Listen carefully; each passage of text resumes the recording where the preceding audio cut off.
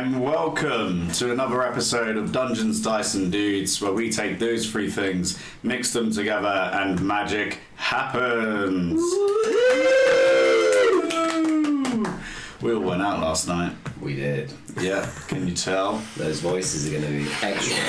You may not recognise these voices, which is why I'm going to tell you that today we're joined by George, who normally plays Sabine. Yo.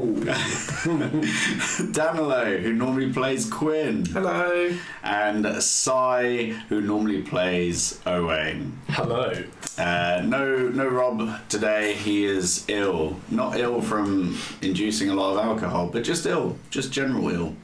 Get well soon. General ill. General ill. How's it going? That don't even work. No, that's not. Anyway, look, it's fine. Hello. So yes, we'll go through the regular stuff up top, and then we'll get into a little bit of an explanation as to what we're doing in case you are jumping in for the first time, and kind of give you an expectation of what's going to be happening. But first of all, Sai, I'm gagging for you to tell me about socials. Me.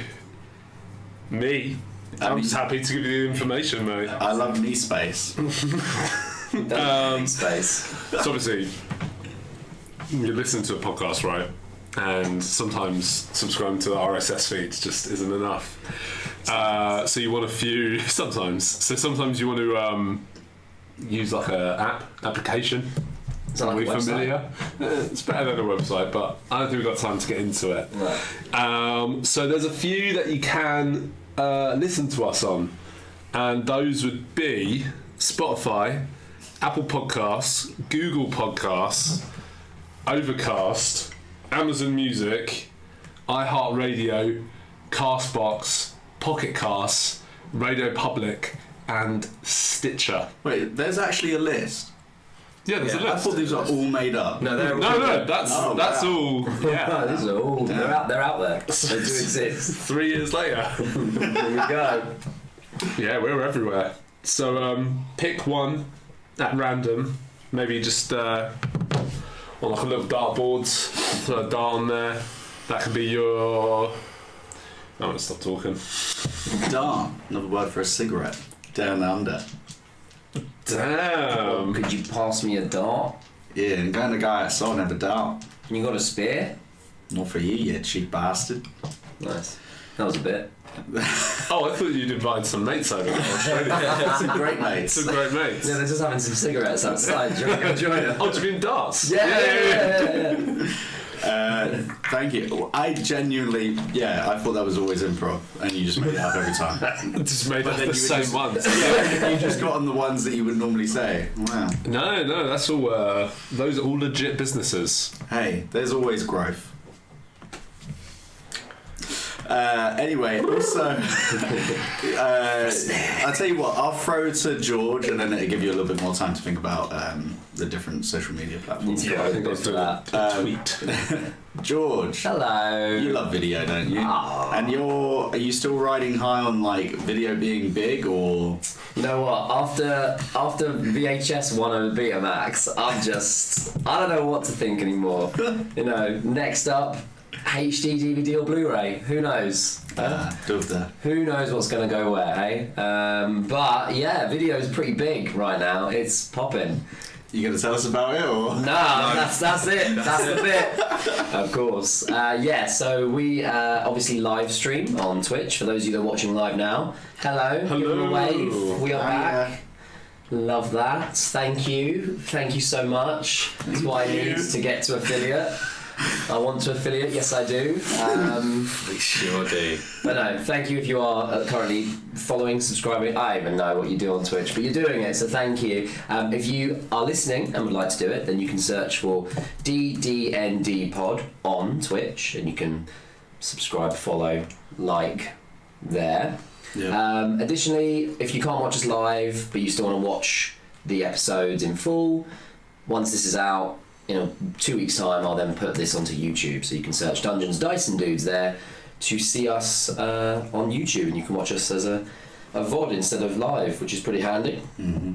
And yeah, we try and go live with something every fortnight. We've had a bit of a time off because life and silliness in foreign countries that we've been up to. Stag do's. Yeah. We'll go back to a little bit of normalcy, I'd say September time. Yeah. That's when things should settle back down. Yeah. So apologies to anyone that was expecting content last. It's been a bit hectic, but we'll be back proper very soon.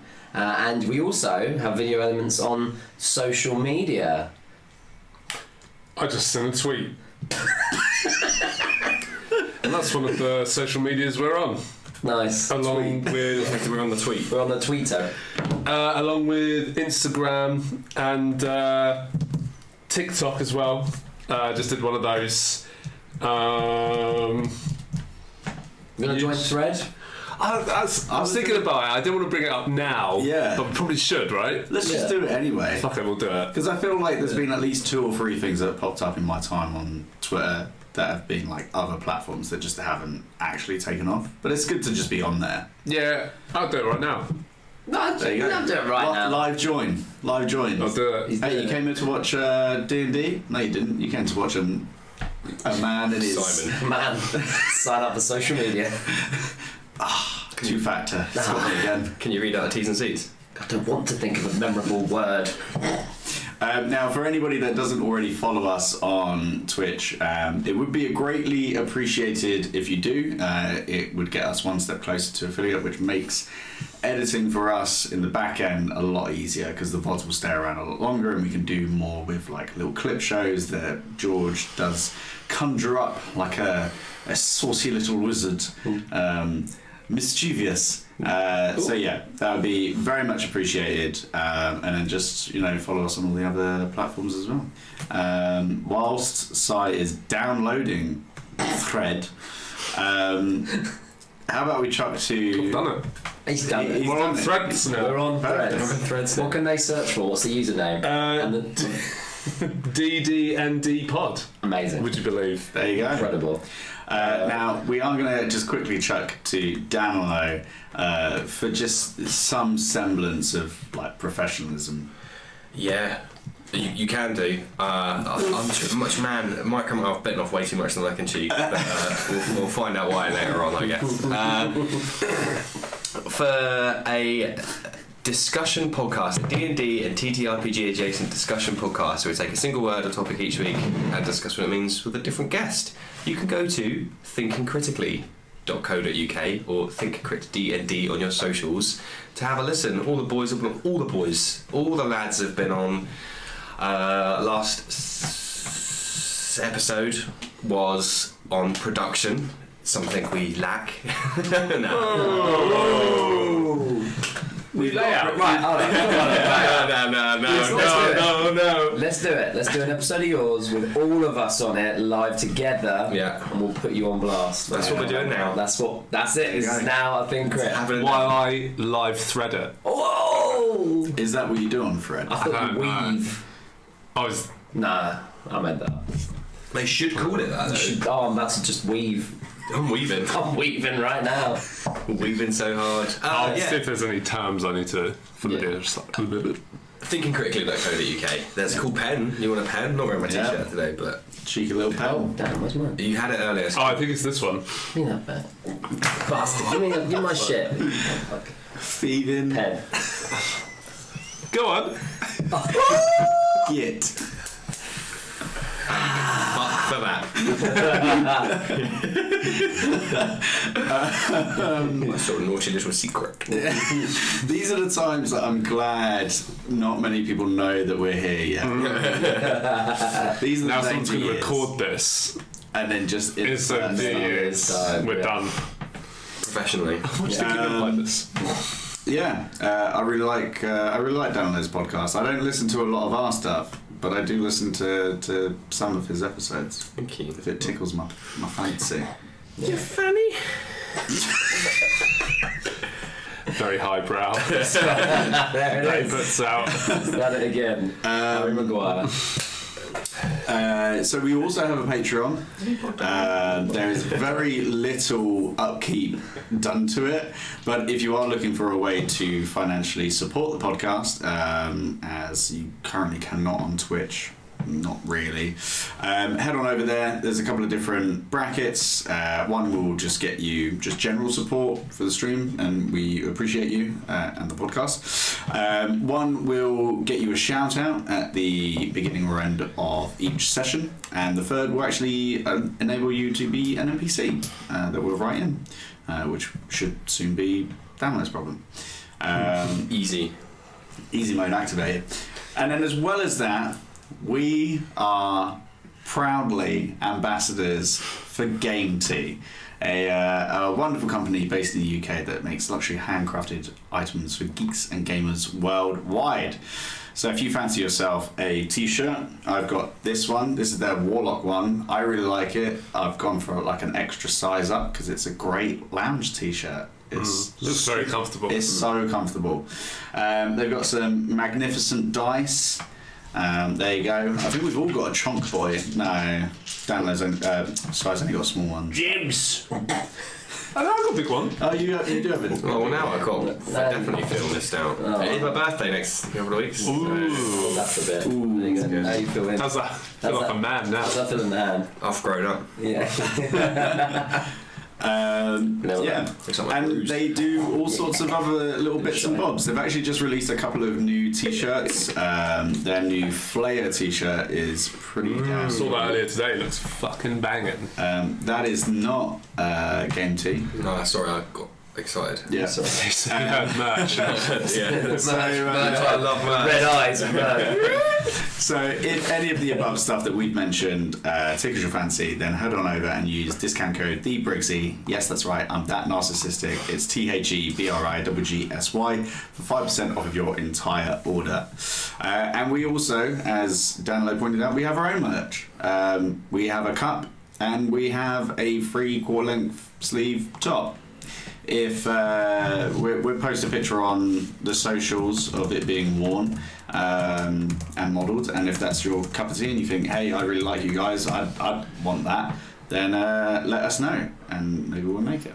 Do a short line of like 50. Hell yeah. Right, okay, I think that covers all of the top line stuff. Yeah? Yeah, Yeah. that's you've done it. Cool. So, just as a quick clarification, so at the end of our last episode, which was a while ago now, there was unfortunately a TPK. All the way. However, just because the story was left somewhat short and there was some rather dire circumstances should nothing be done, we've decided to roll into a 3-part one-shot kind of mini-series just so we can wrap up the story and hopefully put a nice little bow on it. We'll see how that turns out. And then we will be taking another little break and should be picking up in September with this lovely gentleman at the helm. He will be taking over DMing duties and I will be leaning back and I won't even bring notes. Don't do it, because I don't. I won't. An eye for an eye. So yeah, is there anything that you want to say about your upcoming campaign? No. Oh, keep it Ziploc tight up. Man of mystery over here. Damn. It's all up here. But with that said, let's jump into this session in a slightly different way than what we normally do, with an odd kind of recap. Hit me with that noise. There you go. There's that. Again, shout out to the Guild of Ambience. Unintentionally the main song for us. All good? Lovely stuff. So, that's the wrong one. There it is. Death. Natural or unnatural? Timely or untimely? Death is a cold certainty that all life knows. The Forsaken, a group of adventurers, had set their sights on taking on the Fey Twins, Two brothers who had cheated death and become liches, with the lofty goal of putting a stop to death on Rembrandt. Whether due to curiosity, religious faith, or fear, the Forsaken were driven to stop the twins from succeeding. In doing so, they put a target on their backs, causing their ship to crash to the ground and scatter the party. Now, in their attempt to regroup, they found themselves in the darkest of depths and unfortunately perished. An end to their lives, like many other adventurers in this world, but not to their story. A month or so has passed since then. Madame Ganza has set herself up as a temporary aide to the Council of Stonehaven, retrieving the Forsaken's bodies and sending missives to their closest loved ones. With them arriving from different parts of the world, it was put to them to finish what they had started and put a close to their story. The Fey Twins had began sending armies of undead through portals across all major cities as a deterrent to stop anyone from attempting to stop them and their goals, and to aid in the coming times. With armies on standby and some political figures not acting either from fear or in agreement to the Fey Twins' plans, this new group was formed. Now, just quickly, George, if you could just give us a general description of Sabine's mother, Satine Hess. Yeah, sure. So, Satine, much like Sabine, is a tiefling with red skin, a darker shade of red than Sabine. An old woman in her kind of late to 40s at this point. She wears much more utilitarian and combat ready gear, opposed to Sabine, who kind of had a mix of fashion and utility. Satine being much older, wiser, and a lot more pragmatic, doesn't go for this. So a lot more weapons, lots of various belts, straps, buckles, nothing really fancy, also very serious clothing. It's unlike Sabine's horns that went straight up. Satine's start to curl back behind her head ever so slightly, which is followed by dark, long hair that's dark and braided, so black hair that's braided down. And yeah, she carries a lot of daggers. She's more of a stabby than a shooty, but having picked up Sabine's weapons, we'll give anything a go now. Yeah. So, just as a little recap, so Satine Hess, being held captive by General Reinhardt after a failed assassination attempt, Satine was left to rot, though comforted by the fact that her daughter Sabine would be safe. After some time, a rather skittish character passed by her cell, leaving a package by her door. Inside was a note explaining that she had friends in the East, and inside was a key with a labyrinth-styled handle. Using the key's power, she escaped her captivity and boarded passage to Wei-San from Harmon's Bay, eventually meeting with Madame Ganza, who informed her of her daughter's untimely demise. Next up, Danlo, could you describe Varn for us? Okay. To look at Varn, one would not presume anything about his profession. A gaunt, even by Gith standards. So the face is almost just skeletal, a little bit on the nose, but very malnourished to look at him. But otherwise, very, very refined cloak, and you wouldn't know, just normal man about town, just So they're very unassuming, except of course for the 5 to 10 corpses that follow him around and do his bidding at any given time. Nice. So, for Varn, with his patience waning with the Abyss Walkers and his growing feeling that all was not as it seemed, Varn had reached out to his former colleague, Quinn, in an attempt to align himself with a fellow intellectual to get to the root of what was happening. With communication ceasing, Varn began to make his way north towards Stonehaven, with the hopes of being able to find his friend and begin researching fake idols and subversion of religious iconography.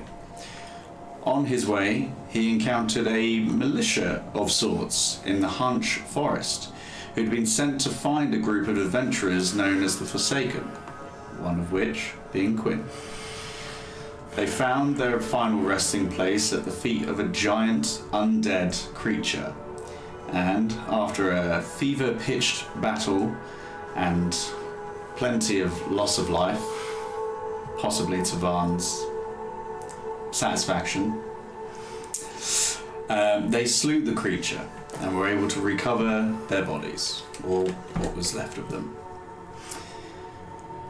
Now, seeing multiple magical artifacts, Varn used Detect Magic, and upon doing so, found Quinn's ring, and was able to commune with his soul still trapped inside.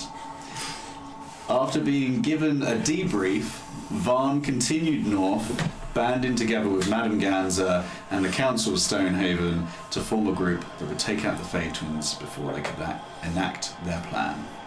I'm gonna live forever! If you don't talk to yourself at some point like this, I'm really you can just take a break for an hour. Yeah. Okay. Sai, Hello.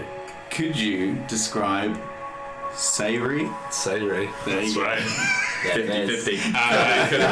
Say a meme, say a meme. I'll think of some new syllables next campaign. Sayri, a lot less, I guess the word is presentable than Owain, who of course was a nobleman, and whether he liked it or not, sort of carried that air about him. Sayri very much looks like she is, what's the word?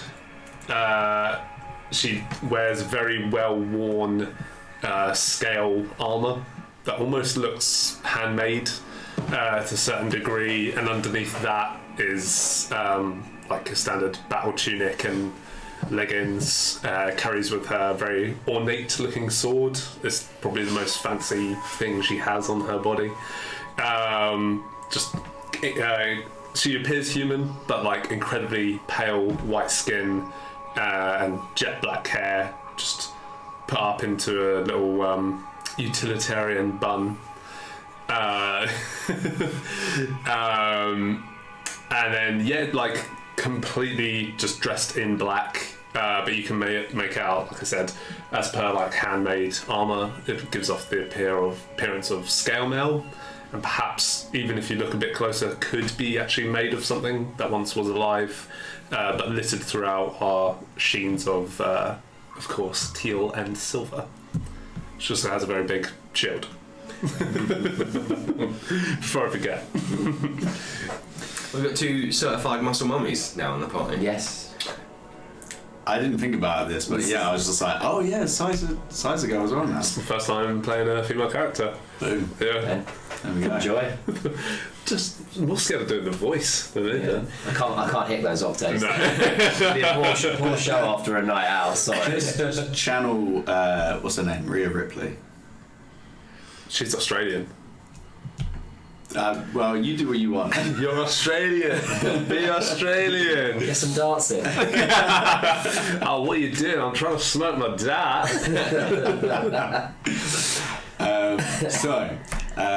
For Sayri, After being interrogated and held captive by the Deslingter twins in the Moonshade Isles regarding her limited knowledge of an ancient relic known as the Moonblade, Sayri felt the presence of Sayanin. Say that 5 times fast. Instructing her that she was their final hope to end their suffering, Sayri hatched a plan to escape the twins as they explored the ruins of where this blade was supposed to be. With some guidance from the Moonweaver, Sayri laid claim to the blade and was pulled to the east, finding her way to Stonehaven. Once there, and seeing Owain's body and Frederick's, she knew what the Moonweaver needed from her. We're do Robs when he joins, I guess. Yeah. No. So,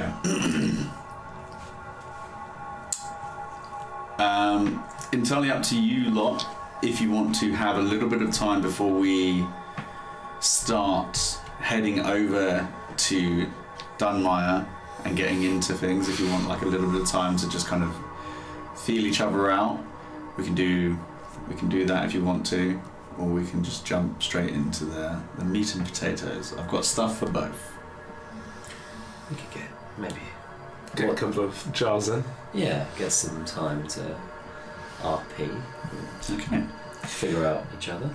So, Satine, you hear her on your door, and slowly entering in is a fairly handsome, pretty built half-orc with just a massive sword on his back, and he kind of... There's a trepidation to him coming in, but he presses forward and is just like, hi, Mrs. Hess? Ms. Hess? I just wanted to say that Sarsil he's pretty much ready to go, so if you want to take a moment to get anything that you need, and then we can head off. Yeah. It's nice weather today. That's it. Is that a code? Just literally a big deep breath. No words. And she's just, the entire time, she's just kind of like raising eyebrows at you and just assessing what you're saying and looking at you, and then... No rush. I'll leave you to it. Goodbye. And he closes the door to your pretty nice chambers. I mean, since you've arrived in Stonehaven, there's been... you're not necessarily used to this many kind of political figures treating you with a level of respect as opposed to just treating you as a tool for a job. There's a level of respect, and as such, and whether this is just because of the task that you're undertaking, or this is Madame Ganza's influence within Stonehaven already, but your chambers are very nice. They have their own like changing room, they have a washroom that's private to yourself, kind of a lot of reds and golds. This is in one of the more kind of center circles of the city, so no expense has been spared with your housing for the past kind of week or so that you've been here. Considering that she's not used hardly like any of the amenities, she's very much just focused on having her equipment by the side of her bed, which is all prepped and ready, all neatly kind of folded and like placed, ready to be adorned or checked over or sharpened or whatever. And yeah, she's just sat kind of on her bed, just kind of legs off, just kind of looking at the equipment, and just starts getting ready. That's it. She's just quite meticulous, so she doesn't really appreciate all of it. Not because she just doesn't really, she's just focused on the job. No. So she just starts tooling up essentially, and then we'll eventually head out. Fair enough. So for you, Sayri, you also get another kind of knock on the door.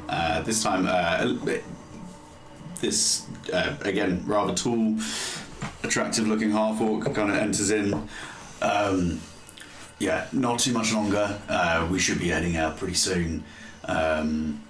Is there anything else that you need? There's a temple not too far from here if you want to just do a quick little... A prayer? That's the one. I think with the road ahead of us, it might be a good idea to cover ourselves, but I prefer to pray in my chambers. Thank you. No worries. I suppose we could use all the help we can at the moment, so yeah. Well, yeah, try not to take too long. We'll meet outside. Thank you. No worries. I wasn't. No, it's a saying. Don't worry about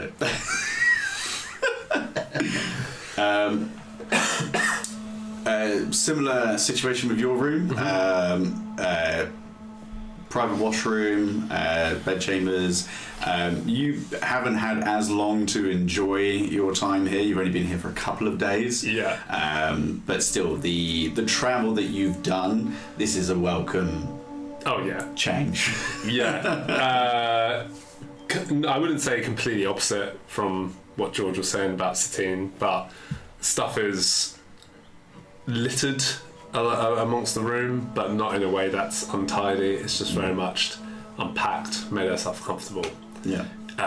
So yeah, Sari just takes a bit of time gathering her things, being quite meticulous to make sure she hasn't left anything behind, and certainly tries to make sure she hasn't left anything behind that could give an indication she was there. For you, Varn, your chambers are a little bit dishevelled, as due to your entourage and given the current times, you were not allowed in the multi-storey townhouse that the other guests have been staying in. Instead, what they did was they renovated the stables that are often kept for the various horses that come through here, and instead was... there's some rugs. There's a nice double door entrance to a long kind of L-shaped building that's more or less entirely yours. Nice, biggest room. Basically the biggest room, but there is bales of hay everywhere.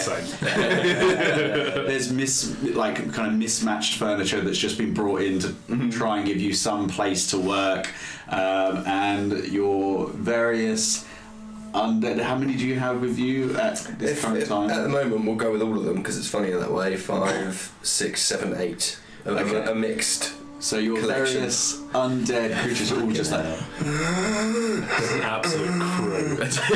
All the boys all together. and as they all kind of just stand there moaning, you also hear a knock on the heavier set kind of doors. Like, I'm bickering with Quinn until we're interrupted by the door being knocked. No, you fool! And you see this half-orc enter in, who you've actually probably spent the most time here. And you know this gentleman to be Roland, who's kind of acted as like Madame Gans's right-hand person. He kind of enters in and it's just like, I'm never going to get used to this. Does like the smell not bother you over time, or do you have like nose plugs or something? You get used to it after the several decades I've spent. I'm trying to work on alleviating the smell in my spare time. You know, give necromancers a good name.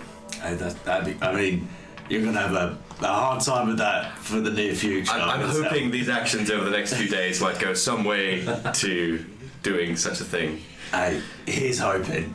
Well, Sarseal's ready. I guess We'll figure out how to bring these guys. Maybe wrap them up in a bundle of ropes and just have They require very little. We can just fold them into a box.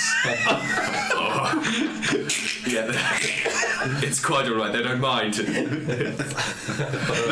I bring one over and just command him from standing upright. Just bend forward, just hold himself down. See, it's quite easy. There's a couple of ribs that pop out the back. Right, it's like, thank you.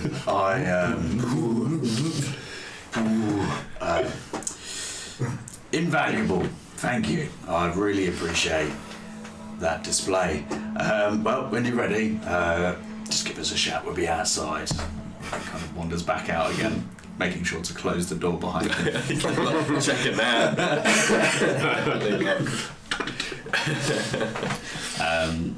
So yeah, that's your room, that's your situation.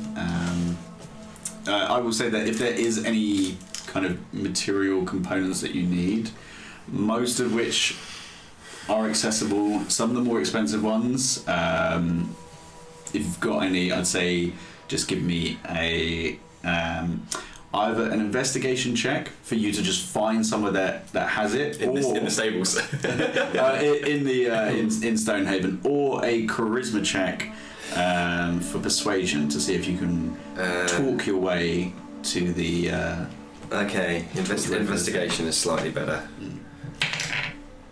12 plus 6. Whatever that may That's be. 18. Thanks. It's so ironic. Could have done that in my sleep. I play the characters with the highest intelligence and never could do the mental arithmetic. So I'd say it will take you a little bit of time, but you've been here for a while. We'll say that for most of your spells... Yeah, I don't have a huge amount that need juice. I've got nothing like River of Fire or anything, so... Yeah, I'd say probably anything of like a value of 500 or lower, you've got. Nice. That's fine. Anything that's higher than that, we'll say that you don't have at the moment. Okay. But... I think we've got one spell that needs something like that, so that's fine. Cool. Yeah, that's fine. Let's not say don't find stuff down the road. Lovely stuff. Oh, a diamond. Fucking pigeon drops it on his head. Ow. Oh no, it's dusted. I need that. I'll just snap my fingers. They all just kind of stand with them. And in fact, some of them might be able to talk. No. Yes. Some of them can talk. Oh. My top boys. Two top boys. Your two top boys. What are they called? I don't try and humanise them. Oh, that's a bit gauche. They're dead. It's a disservice to their former life. Oh right. Okay. I'm trying to be like a good guy. So what do you list them as? A and B. Okay. So A and B step forward. Alpha and Delta, I guess. There you go. Alpha and Beta step forward, and they're just like, yes, sir. Yes, sir. Yes, sir. Can you just make sure the room is everything's ready to go? Get all my stuff, pick up the suitcase, and we'll be out. Of course. And they just turn around and they start like just pushing furniture like more to the sides, so it just clears the room a bit more. Kind of untuck a corner of the carpet that got kicked under. Just little bits like that. Yeah. I wanted like we were never here, please. Everybody, do your things, what you can. Lovely stuff. So with that, you will begin to convene outside of the multi-story townhouse. I'd like to, Satine would like to stealth down there and try and avoid being seen by anyone. Naughty. Okay. We'll roll a stealth check with advantage because of stuff. Yeah. You've got too many things for me to keep track of. That's a 20 total. 20 total. Really shite rolls on the dice, considering I have a plus 15. Actually, I have something new called Reliable Talent. Nice. Yeah, you can't go below 10. 10. So it would be 25 then. What are you doing, stealth, yeah? Yeah, 25. 25. That's the lowest you can roll on stealth. Yeah. I can go big. I can go big. So, quite effortlessly, you pass through people as you're coming down the stairs and through the main foyer of this townhouse. It's less of a traditional kind of, for lack of a better term, inn, and it's been somewhat changed into like a kind of like a briefing room of sorts, with all of you kind of staying in here, and you've seen a couple of other people that have been ushered about by various dignitaries, but yeah, there's some comings and goings, and for the most part you're able to avoid anybody's direct eye line or kind of blend in with like just picking up towels and making it seem like you're just doing the laundry. And you manage to slink out through a back window, and you are then kind of out in the streets. But around this particular area, there's a bit of a wide berth. You can see that there's a couple of guards that are just doing general patrols around this and the neighbouring kind of buildings as well. But this is all on the back end. Out on the front is where there's this bit more kind of like almost like an open cul-de-sac kind of area. Okay, Yeah. I want to kind of get to the meeting space that we're going to, but without anyone knowing I'm there until I want them to know I'm there, basically. Sure. I mean, if you slink up the side of this building that you've been in, there's maybe like 10, 15 feet from the front of the building to where there seems to be quite a few people, some of which you recognise. Roland is there. There is a gentleman by the name of Silas Chetty, who is seems to be arranging payments with different people, and as you're kind of at the corner of this building, you see Sayri, who you would just, for the most part, you've kind of caught glimpses and only really know by name at this point, starts making their way out of the building, and then a little bit further down this kind of building, you see two barn doors open up as a gentleman makes his way out with a pack of undead behind him, and just make an insight check for me. It's a natural 20. Oh, wow. Plus 6. So, yeah. So there's a general tension from everybody that's here. There's a lot of people that are... Just Sayri, see this. Yeah, I'd say it's like... She kind of stops in her trap for a second. It's just like... takes in how everyone else is reacting before. Yeah, so there's like a general tension, and I mean, you are aware that there is a massive army of undead outside the city itself, and as soon as the undead come out, everybody just goes to like DEFCON 1. all of the patrolling guards just immediately get their swords ready. A couple of people knock arrows, or notch. Yeah, the vast majority of people here react to it. The only two people that don't is Sarsil and Roland. Satine's eyes just widen, and she just pulls out a cigarette, lights it, and just starts smoking. No need to be alarmed, anybody. These are the good undead. We're here to help. Don't worry. You just hear one particular guard who's patrolling, who's like kind of holding on to us and was like, "Well, the only good dead the only good undead is dead. You know what I'm saying? Yeah." You hear a couple of people. Yeah. Enough of that prejudice. We're all struggling of being mean. Considering how stealthy she's trying to be, you just hear in Infernal, "Fucking head." To anyone that speaks Infernal. Because everyone's crying about it, I'm going to a nearby guard, I'm going to tear off, if he'll allow me, some of his cloak, and then put armbands or like some signifier on all my undead so they know they're the good ones. Was there any paint knocking around that I'll paint their faces? As you, I'm doubling down. Stuff's real edgy stuff right now. as you start kind of like looking around for stuff and trying to look for fabrics to like tear off, Silas comes over. Who, for the most part, he's been your go-to person for getting various bits of kind of like any bits of research from the library. Who kind of comes over and is like, you're trying to do something in particular with your little friendies. I'm trying to avoid any friendly fire incidents, so I want to make sure that everybody knows these 8 the good guys. Oh, that's absolutely fine. I'll tell you what, actually, I've got some cloaks that I can get. That would be fine, yes. Some guard cloaks might look a little bit weird, but... no, that would be fitting. There you go, give me the, Nick cloaks! Guard cloaks for the undead! Line up, make yourselves look presentable, please. Staley's gonna approach this situation. Just walks right up to you. She's like, "What's the deal with them?" Got an Australian there. Nice. There you go. Come here. Yeah. Come here. That one line was a throwaway. These are just allies for the upcoming whatever is in the future for us. And invading your Sorry, personal 1 minute. No.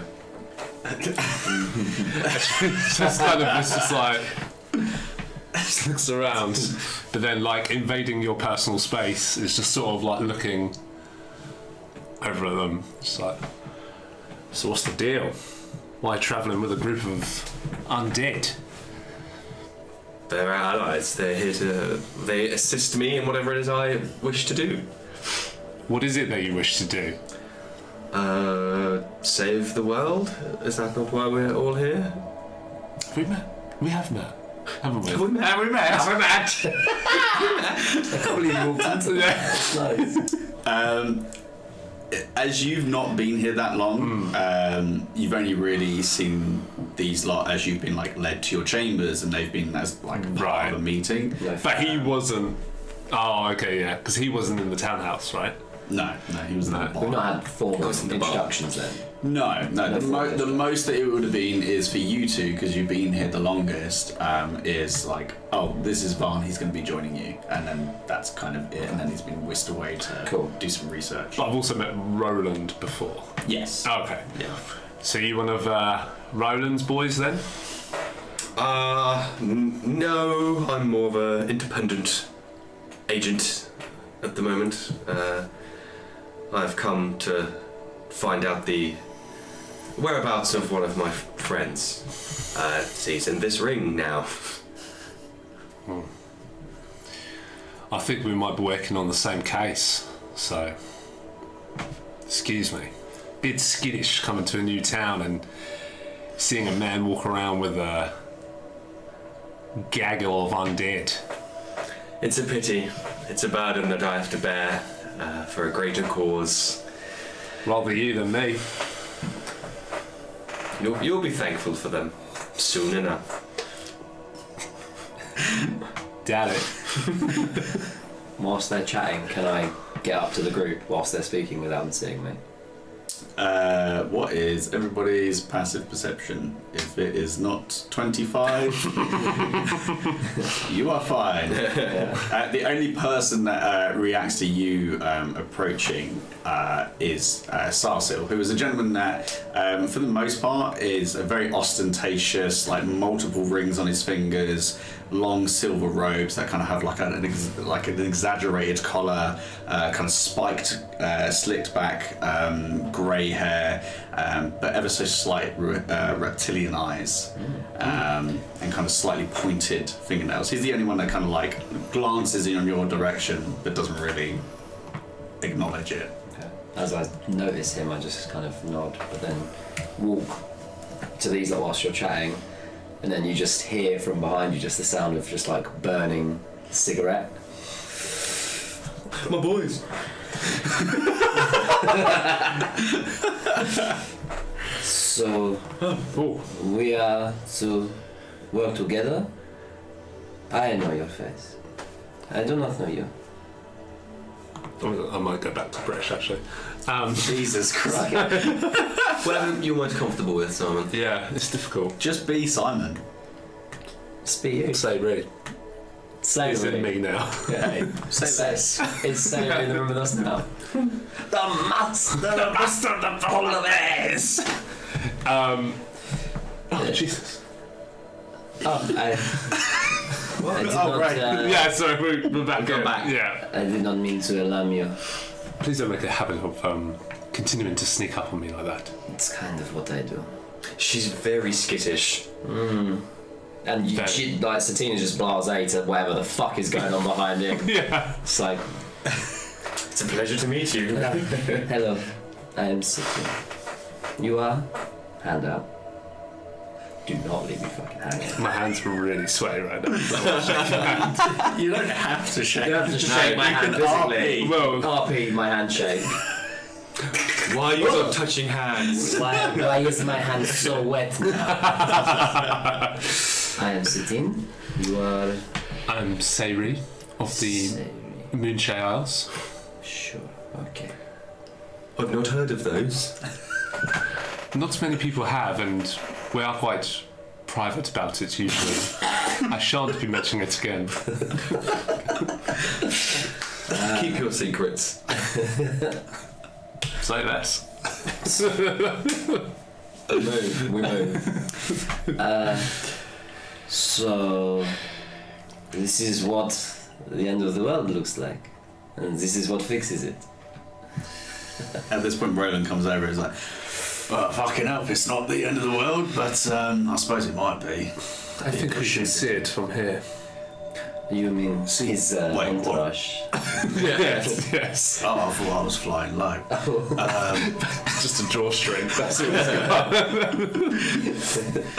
Right, well, there was a fourth one of you lot, but he's kind of caught up in some bureaucracy, so Pelagus is going to get him later on, and he's just gonna pop him right by you. So yeah, kind of begs the question why we're not doing that now, but you know, resources are stretched. He's busy. There's opportunists now, you know, a bunch of armies of undead turn up outside of every city on the world, and a inside. lot of people. What? Oh yeah, you know, you get used to them. If you have a problem, then we should air it now. I do not care. It's just look, the they've got classic cloaks now. Look at them. Moonshavian sense of humour. We're very dry. I'd prefer it if you were a little bit wet. Much later. Get I'll retract that. Yeah, Retract yeah, that yeah. Simon speaking. Nice one, Varn.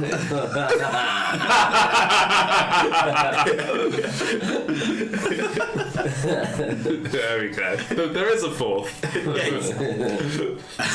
So currently Silas and A and B are currently organising the capes on the various undead. Just trying to find either loose bits of material that they still have on, or just pockets of flesh that they can kind of like clip it to. Don't be precious. They certainly don't mind. But whilst this is happening, in case it's not clear, I feel like this would have come up at some point or another, but you've all got ties to the Forsaken. God rest their souls. They kind of kicked up a bit of a hornet's nest. I feel like it was going to come anyway, but you know, they kind of brought it to our attention, and well, you all seemed pretty keen to join this. So yeah, you're going to be heading down to Dunmire. That's supposed to be where they are, thanks to well, not you, but Quinn. He already kind of gave us a bit of a heads up that that's where they would be. We've kind of roughly narrowed it down to a place near somewhere called the Valley of Giants. Hopefully it's not actually filled with giants. That would be a bad time for you lot. But yeah, good old Sarsil, he's opted in to lend us all a hand, and he'd be flying you down there. And ostentatious gentleman stands up, quite broad, but very kind of delicate in the way he moves, kind of almost glides towards you, and just, yes, well, looking forward to flying you all down there. Won't be getting involved, not my bag, but we do have a little box for your friends. I'll just be... We'll pop them in there. They can stand in there. They don't have to be, compacted. Oh, that's quite all right. Well, I wouldn't want that to happen to me, so it's the least that we could do. But yes, we'll be flying you down there. It will take a little bit of time, but we'll have little micro breaks every now and again. Anybody have a fear of heights, and anybody prone to vomiting? I check with those guys, but they're sound. Their sound. Well, good to hear. Good to hear. Don't want vomit on me. I'll let you do your last minute preparations, and just let me know when you want to go. I'll move away for this bit. And you see that as he starts to walk away into like a bit of a clearing, he begins to morph and elongate, and he starts to transform into a silver dragon and kind of gets himself situated. It always feels better when you come out of that form. And just kind of lumbers there.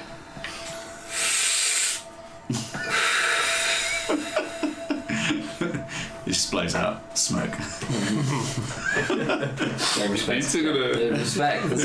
You're gonna fucking dragon? I got time. Molly class bar. So, any bits of information that you would have liked to have looked up, known, anything that you would have liked to have prepared, anything like that?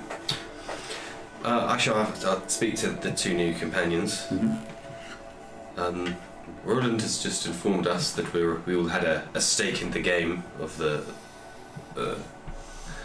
some of our companions were travelling together. If you have any questions about what that was like, you'll feel free to use me as a vessel to interrogate Quinn. Maybe we should do this in a more informal setting rather than the middle of the street. I don't think we're going to get to visit the tavern anytime soon. We may have to have It's an this- open offer. Whatever you want to do it. So, you have... What was your association with the Forsaken? A previous colleague by the name of Quinn was travelling with them, and we went way back, as they say. His soul is in this ring. Hence Makes sense. Yeah. conversation. He's quite talkative. Well, feel free not to repeat everything he says to you. Can he hear us? No. That's not how it works. And you? I was the. I trained many Templar knights for the Seldarine Pantheon, and Owain was one where our relationship may have passed that of teacher and student.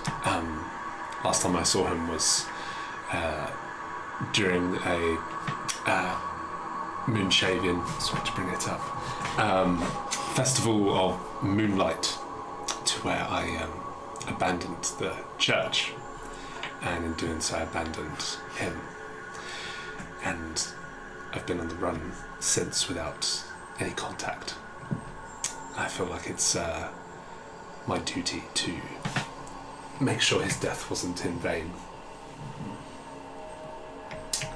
and I feel like you may have some kind of connection to this. You know, my daughter was one of the Forsaken, Sabine, and we hadn't really seen each other in years. I mean, we had, but it wasn't really ideal. And I thought everything I did saved her life, but in fact drove her into her death. So I'm here for revenge. Yeah, classic, you know. That makes two of us. I'm sorry for the loss of your daughter. If it's any consolation, Quinn speaks very highly of her. What is this? Big drag. She was an exceptional combatant and travelling companion. I think I spoke to Quinn a few times. I might have even put a knife to his neck once or twice, but from what I remember of him, he was a very smart, educated, strangely charming, nice person. I'm sorry for your loss. Thank you. But you still have him on the ring. Yes, so. he's not quite gone. Yeah. Does Quinn have any opinion on Owain as we're having this conversation? I'm asking him that.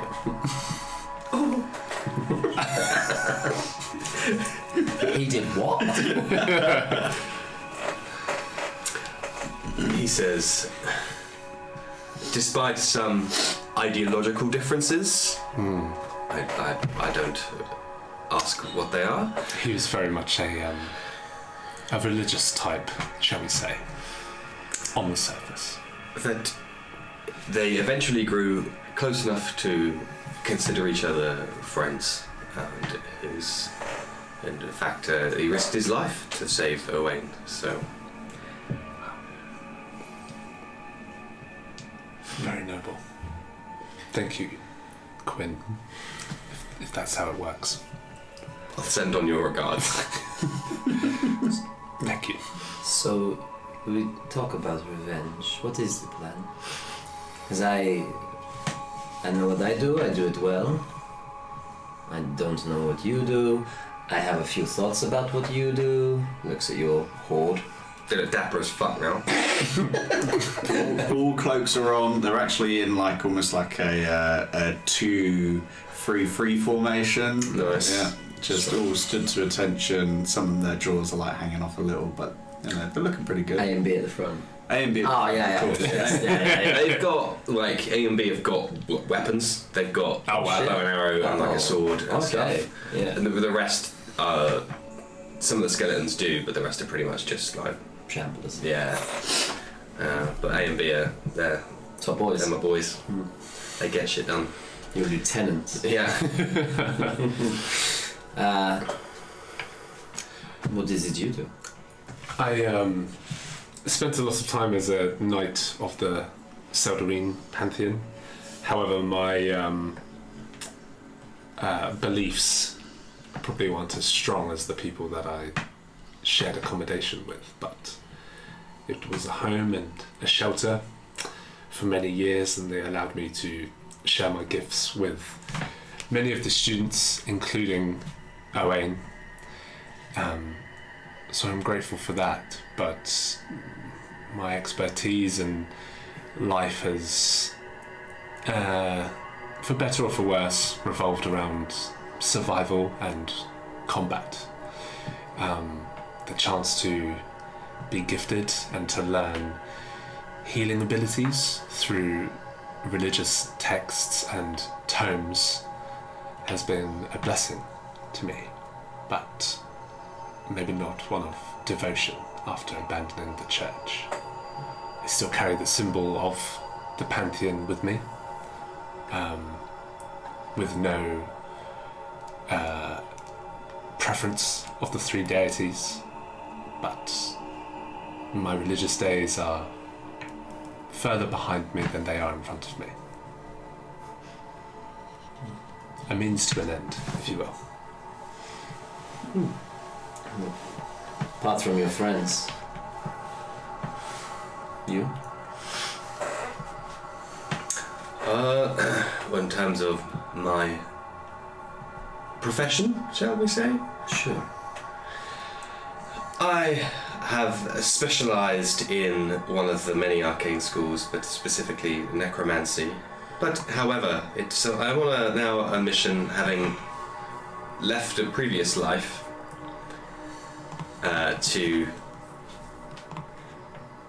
learn more about the undead in a way that it would greater serve those that are still living. And obviously put an end to great evils in the world that are really giving me a bad name. Yes, must have been a very, very hard last few weeks. It's been very difficult. If I'm probably the biggest victim out of this. Oh yes, for sure. Oh, yeah. Mm-hmm. See a little kid runs by and just chucks an egg at B. Get lost, dead! Every day I have to face this. It's just dripping on. Your undead army is very composed. You must be very proud. Go Harry, my boy. There's 8 more on the way.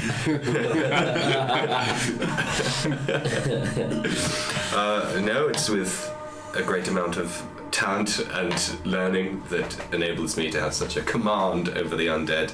As such, this is but one facet of necromancy. I'm sure we'll have time on the airplane. No disrespect.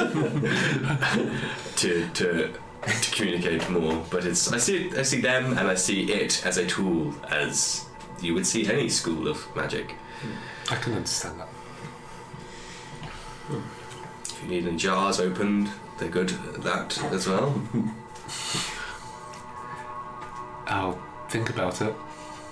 How bad is the smell? It's you do get used to it, but it is. That's why I suggested putting them in a box, because I know it's not for everybody. They like those like alpine air fresheners. Yeah, on the trees. Yeah. Each one has a little pendant. A and B get links. Yeah. Exactly. I got the higher one for them. Yeah.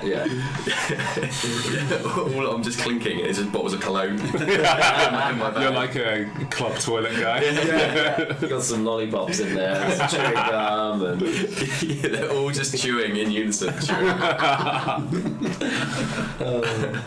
It also helps to keep the jaws on as well, so it's a dual benefit. Nice gum. Well, I guess we'll be heading off then. I believe time may be of the essence, so... Yes. Is there anything we should have known about these enemies before we go? Trying to get into my French accent more, a bit more French. Is there anything Oui. Is there anything we should know about this enemy before we go there? What I do is I try and kill things as discreetly as possible, so knowledge is not my, how you say, strong suit? How you say? Qu'est-ce que c'est? Qu'est-ce que c'est? So for me, if there's any useful information, can they see invisibility? Are they very perceptive? Other than that, I don't know what I need to know. We're talking about fighting the big guys, yeah? Just generally, yeah. Okay, yes. Quinn tells me that they have battled them once on the boat, on the airboat. And they have an army of undead thralls, much like these, but they won't be wearing cloaks. That's And they're the ones to put down. okay. You'd be doing them a favour. The twins. We don't have too much combat data on one of them. Lannis. Anas. Lannis. I was right first time. Never doing that again. Very different names for everybody. Lannis was wily, intelligent, and clearly had a powerful spellcasting ability, so we'd watch out for that. Lanux was a martial combatant, big sword, very painful sword, Quinn tells me. That was a close battle for our previous comrades, so that would be one to watch out for. I would suggest staying away from the big sword. I intend to stay as far away as possible. As no surprise to the listeners.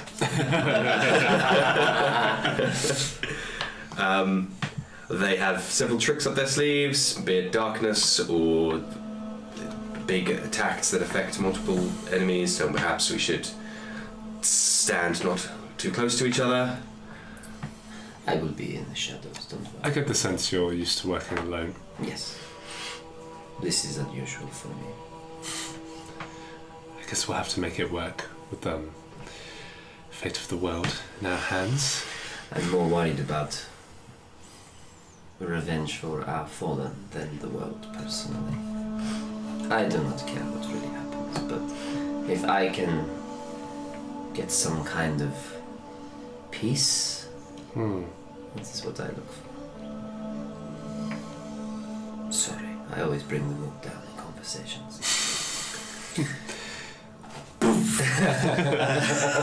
Was that See a bunch of guards.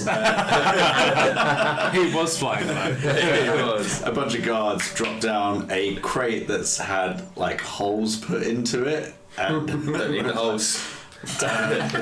well, you know, it's a habit, I guess, when escorting live cargo, I suppose.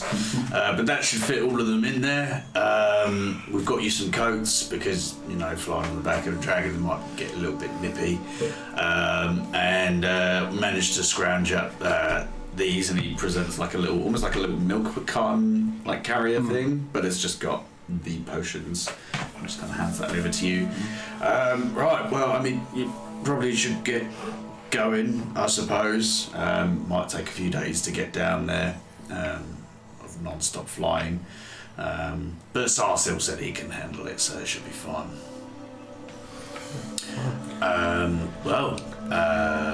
I guess good luck.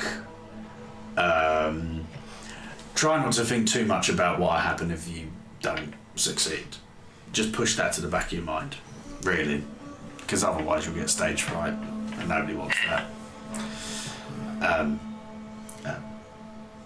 Mrs. Hess. She comes over to you and shakes your hand. Pleasure to meet you. Thank you. Walks off.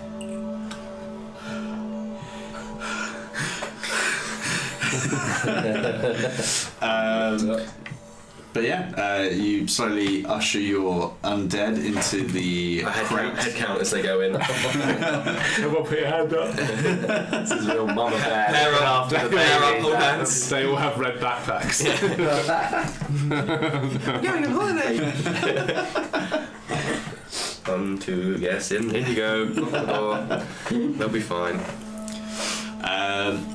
So yeah, and then as you do, and as you begin to ascend Sarsil, Has he got like a raw dog in it. yeah, a never-ending story style, or has he got like seats and? I'd say that there are some like ropes and whatnot, like almost like rope, kind of like saddles, so you can like slot your legs in and then just hold on to like the bits that jut out from his carapace. Sure that works. But yeah, for the most part, it is just raw dog. All right, Yeah. fine.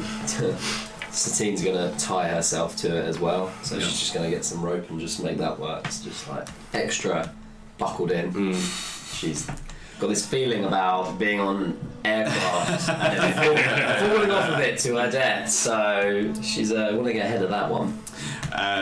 Before you go on, Varn, Roland comes over and says, just a quick thing. So we've had some people that have looked over this, and even Pelagus has said that this could be something that might come in handy should everything look like it's going to absolute shit.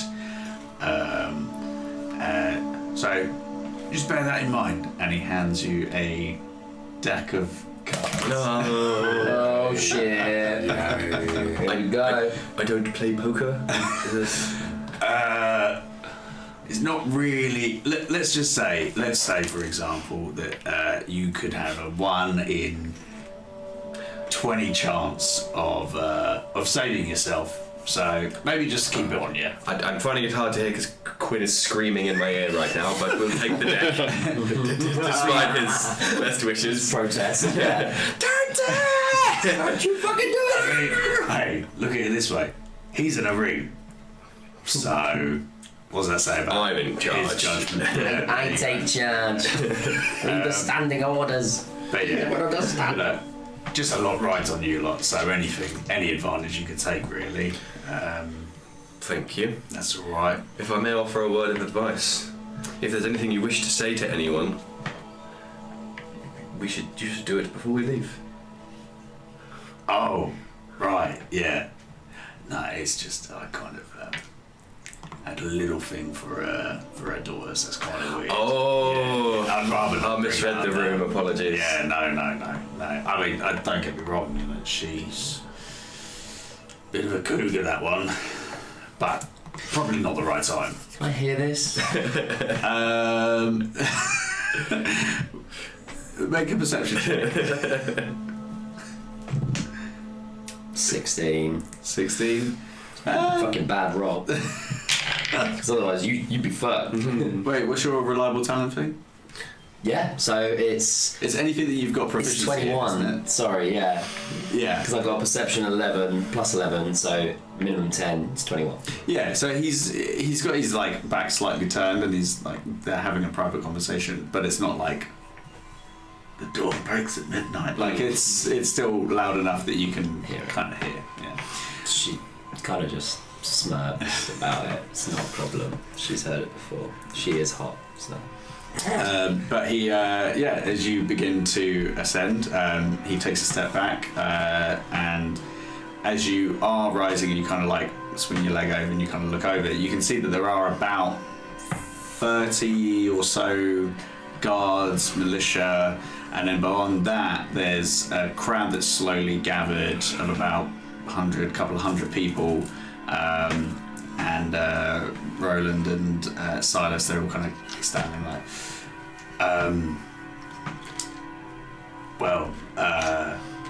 thank you. You've got this. I hope.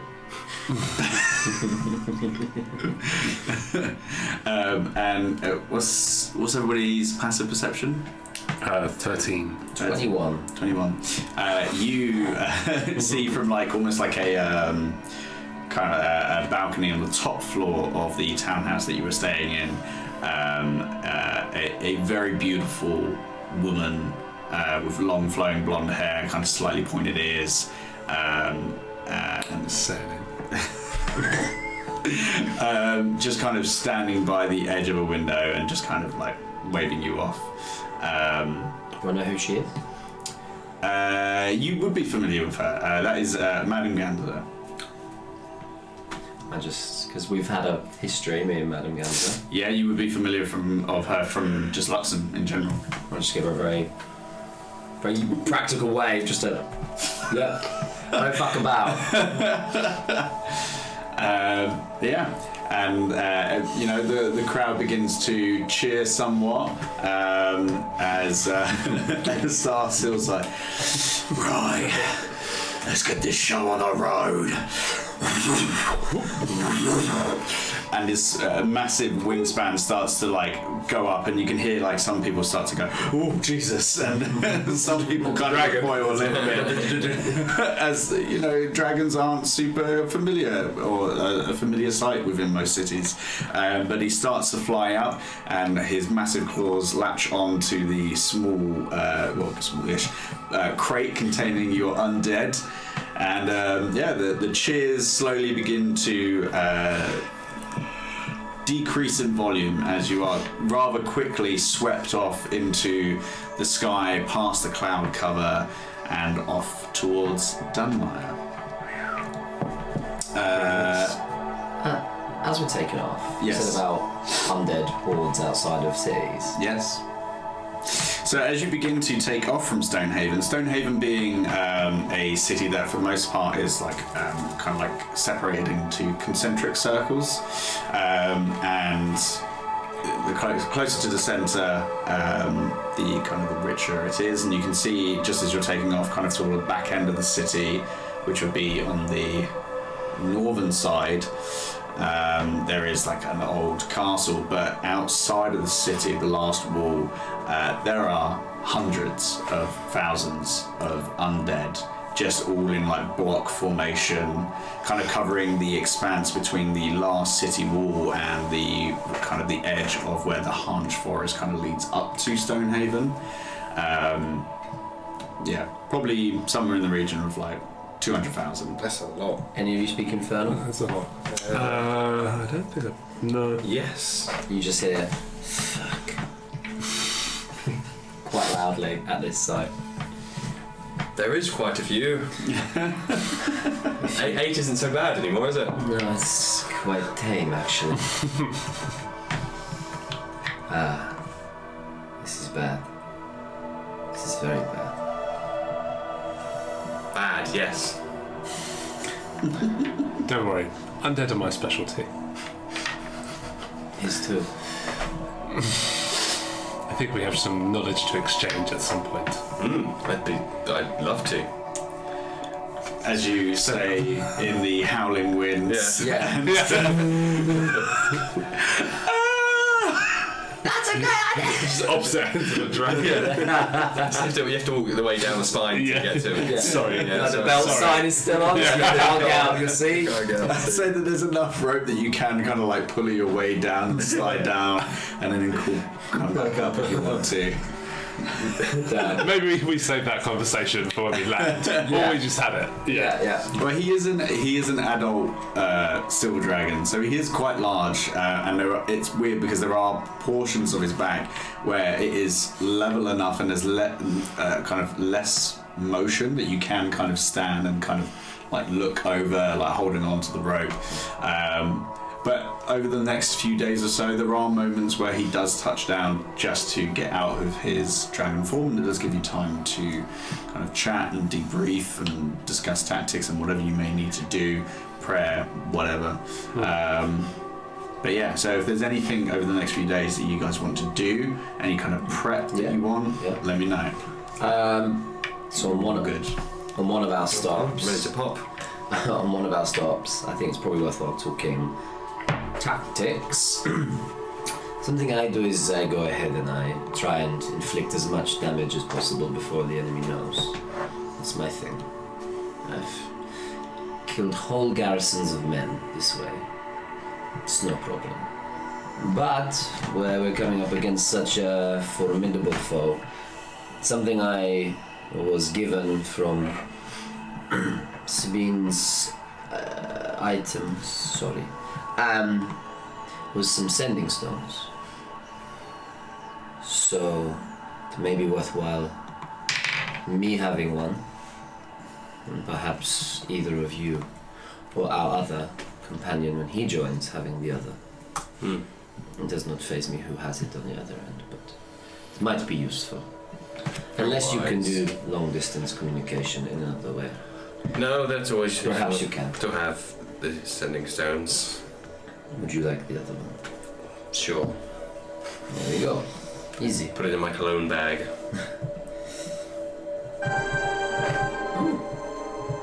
Oh, the in-flight entertainment started. It started. I'll just put my headphones in. 2 sending stones. Stop. Tuned into a magical radio station. You'll get no music next time. We love it. You're listening to Jazz. Stonehaven FM. We're currently under siege. It's wild. This summer, take a break to Luxor. You may be prone to a terrorist attack. Want a break from the ads? I just kind of want to do a little prayer from stop to stop. Try and find somewhere where it's possible. So I don't know if that. Yeah, I mean, so for the most part, Sar still goes down Waysan past Waisul and kind of then goes off into a more southwestern direction across the ocean. And there are a few kind of archipelagos and islands that you're able to touch down on, and you can use those moments of respite to kind of still yourselves for the times ahead. As this could be the end of life as you know it on Remoras. Just a quick thing for you, Sai. What is your initiative bonus? -1. Could you override it to add 2? So you want me at +1? Yes, because your sword gives you a +2 to your initiative rolls. Why are you so slow? War clerk's done. What collects do be like that? Yeah.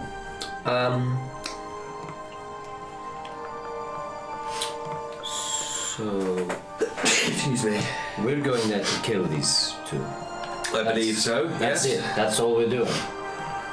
Yes, I mean, I'll gather some research and have a little investigation because it's impressive, their power. It's it seems like an enough mission. Now, 10 minutes. Yeah. Achievable. Quinn is telling me they're very powerful, so I'm not going to get my hopes up just yet. Someone has mastered the art of necromancy to that level, and I mean this as no disrespect to you, but to amass a power as great as this is not a thing that should. I mean, the type of person that would do it, the motives would are at least beyond my comprehension. I don't think it's anything to turn our noses up at, and we'd have to think of this as the greatest fight of our life. Like when I was part of the teachings in the Seldarine temples, undead and necromancy were forbidden or taboo subjects and words, despite the fact that realistically that is what we were fighting against. It is with great prejudice that we should approach these fiends, which is why, unfortunately, I was so direct to yourself earlier on, all those days ago. Oh, that's it. Yeah. Because a lot of time was It feels like a lifetime ago. Best of friends. And now, Yeah, look at us. We're engaged. Getting along. I mean, so it is with that every strike and blow of the blade that I carry is in dedication to the Seldarine pantheon to rid the world of undead. I feel as Even though undead, yes. well, my maybe there is some lexicon that will change after this. and unfortunately not my religious brethren that share the same faith aren't quite as broad-minded as I am, as I'm sure the voice in your head, Quinn, could attest to if he spent a matter of time with Owain. It was something that I tried to teach him to rid himself of. Unfortunately, that man's mind was bizarre and complex in its own ways. But this will be the toughest challenge of our lives, and if someone has to step forward and be the one they cast their eyes on, then I can see no greater honour than for that to be me, while you two lurk from the shadows, respectfully, Always. and a plan of attack or manipulation. This is noble, but if they can do what we saw, and we kill them on the field, they just come back. If they are as powerful in what you both know so much about, if we put them down there and then, what would stop them coming back? Well, If they've done it before, there are some powerful undead who have taken great steps to stop themselves from dying. Go in. Maybe. However, I don't believe they twins aren't, they're not liches, are they? Technically. They're a form of lich. Okay. So you are wise as beyond your years, and there may well be, there may well have contingencies in place to do that. But once you have dealt with the immediate threat, then you're free to investigate and make sure that the deed is done in its absolute. is it worth knowing what that contingency is before we put them down? Or do we put them down and figure it out? I ask you because I do not know. Shall I do a undead check to work out? Ask one of your mates. You can do Arcana or History. Just like Quinn, plus 11 in both. So Yeah. 23. And we'll just go with Arcana. Sure. So, especially given your background, those who ascend to lichdom often have a phylactery which houses their soul, and that is what gives them the ability to keep coming back. There is some discourse, even in the time that you spent within Stonehaven amongst academics, as to how they were able to come back over such a long period of time.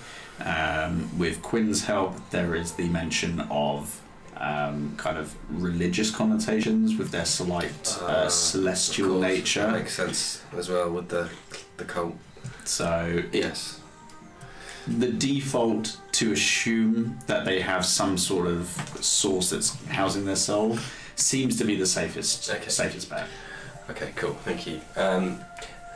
So, having consulted with Quinn, we've come to the agreement that these creatures probably have some kind of vessel for their souls that they would keep in a safe space that would, prevent them from a true death, shall we say.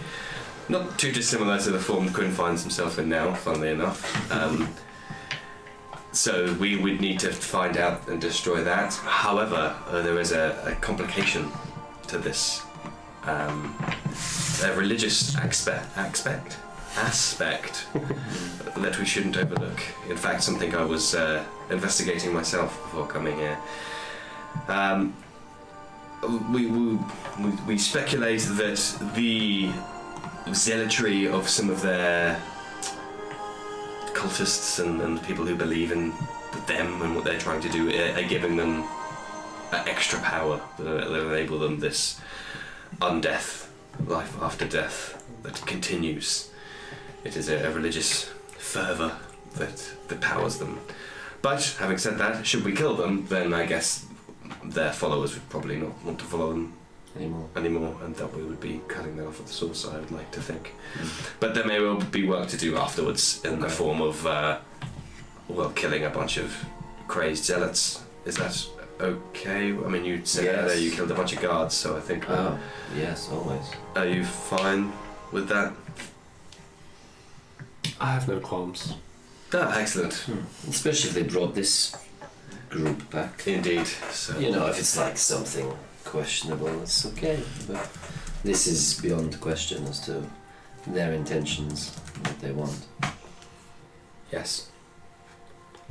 So we should do that, yes. Yes. Do it we shall. every so often during the travel, the boys will get rowdy because my control over them will cease, and I have to go over and recast the spell. But I'm just like, oi! No. Is that over all of them? There's 3 different spells, only one of which is concentration, and they drop out, but you can recast the spell to keep it up, usually a day. You've got that box. Just like, and they start like It's like just having a stag fight with you at all times. yeah. It's like when somebody drops a glass in a spoon. When one goes, they all go. Yeah. Because you just turn into Contagious. Spurs fans. Kate starts shouting, please excuse me. Yeah. Shut up! I'd love to Don't want to hear it! I'd love to think you could change the spell so that is the verbal component. Yeah, I'm shouting at them and then casting the spell. Yeah. And then they calm down again. I fucking love that. Just Alpha and Beta are just like, sorry.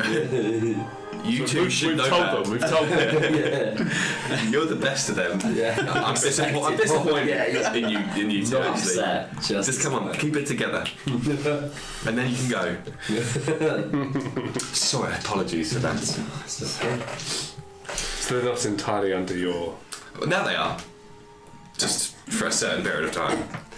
A few talking tactics. If you go down, if you die, are we left? Are we left with them? Because it's problematic. Just saying. And it would at least be good to know in advance if you're going to be bringing the boys. Okay. Please tell me you're taking the boys with that. Tell me you're taking the boys with that. I'm proper shit. Not normally nervous. Mug. It depends is the short answer. So some will just disappear, so you don't have to worry about those. Others they'll be placid for you, well they'll keep fighting the enemy, and then after a given amount of time then they will turn aggressive, so it's probably better just to kill them once the danger is stopped. Okay. And I think that's the same for the last one as well. So yes, It's a lot of spell. you should have time. It's a lot of spell. Yeah, that's that one, and then this one is the same. So yeah, they won't be immediately aggressive. You should be okay, and then one will just disappear. So you just want to leave them or kill them if I'm not around. No. Makes sense. Worst case scenario. Do you think you have confidence in your abilities to take control of what's left of the brains of the ones serving the two that we will find ourselves up against? The more allies, the better. Sorry, bear with me on that. You were of course referring to Frederick Well, and the other one, Mordifus. I recognise the name of the... I recognise the name Frederick. That is someone that I have Yeah. come into contact with before. Sabine was travelling with a Frederick at one point. And I did hear of a Moonshaving being murdered whilst travelling for a walk, for an alleged war. That was Frederick. He did seem to be a bit of a... Yeah, you stabbed the shit out of him. Ah! Yes. never forget a face. I just want to preface that and say I don't know that. Ah. Yeah. I mean, come on. Moonshavians aren't that incestuous. No. It's just they all know each other. And you did have a tryst with Owain. Yeah. Yes. Who knew Mordithus? Yeah. There it is. Yeah. Oh, and Mordithus was stalking Frederick. Wow. Yeah. Jeez. They don't know they just heard of them. They just heard of each other. It's just like a small, little It's village in the middle of Bristol, Somerset. Like everyone knows everyone. Why are you doing more of this? You're right. How's Frederick? No. However, there would be no qualms with me if you were to take command of Frederick and have him kill himself all over again. But I digress. That's crass even by my standards. If you were to... The party or group they travel with, I imagine, is much like yours, where there is yourself and then there are two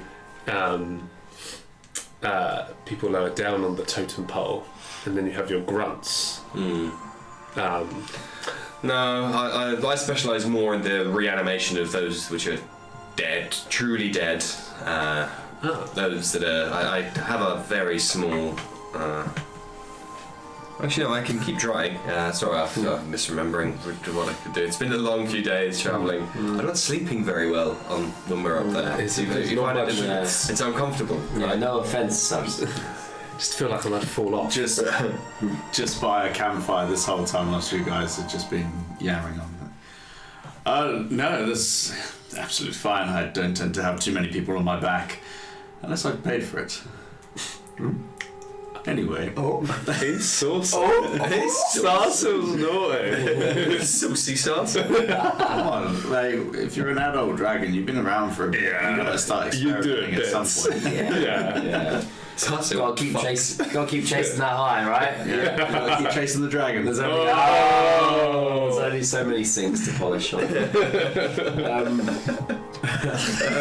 Subscribe to our Patreon to find out more. Would you like to know more? All our in-jokes on the page. That's what should be one of the things. What the fuck are they talking It about? comes with a 500-word essay of the origin, definition, how to use in a conversation. Can you use it in a sentence? Can you use it in a sentence?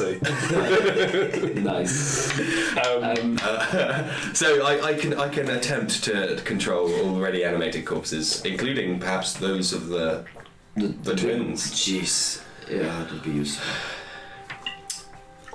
I'm not gonna hedge my tactics around It that. was just I'm only familiar with bringing people back to life and not so much the possession of reanimated beings. So forgive my question if it appeared ignorant. Not at all. I want people to learn about the undead. I shan't be taking it further than what I already know. Shame. Sarsil's smoking a fat one. He's just like... Blowing a ship out. Thought, Is that safe? Yeah, you need to fly. Don't even worry about it. It takes a lot for me to feel it.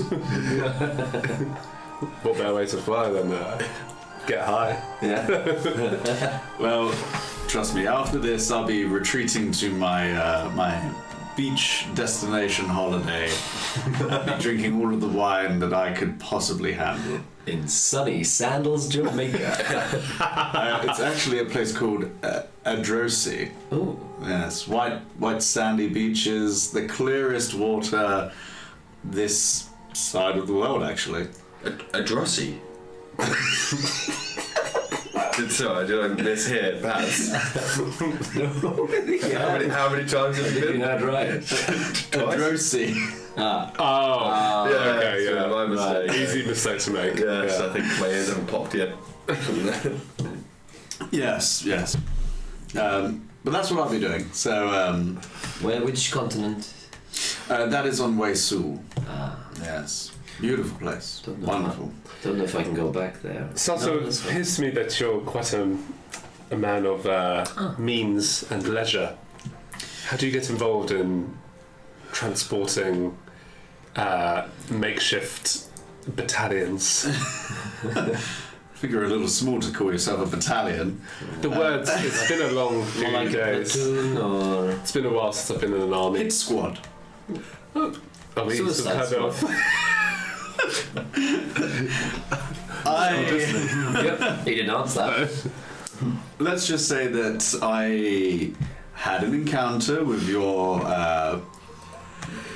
people. They seemed alright, and I still owed some things to to Pelagus. He's a stickler for numbers, that one, so... Who is this Pelagus? I don't recognize the name. I've heard it just a few times now. It was Pelagus the Cunning, one of the Scions of Light. Would I know that? You probably would have heard of it. Can't. Dude, fuck it. History check. Can I do one? Sure. I'll do one. Everybody roll. Nice. We've rolled not a lot today. 12. 12. 27. 10. You two have heard of the Scions of Light. That's it. Yeah. So I've been living in a forest for the last 2 years. You are intimately familiar with the history of the Scions of Light, and especially Pelagus being one of the few archmages that are still alive that a lot of people look to as an example of how to progress one's power but not lose sight of humanity. And Quino's, Which is rare for an elf. Yeah. He owes him a 20. He hasn't forgotten. When he took something from his thing, he left him an IOU back in the Study, yeah. Sarsfield. Amazing. It's my duty to inform you, Sarsfield, that Quino's Pelagus some money.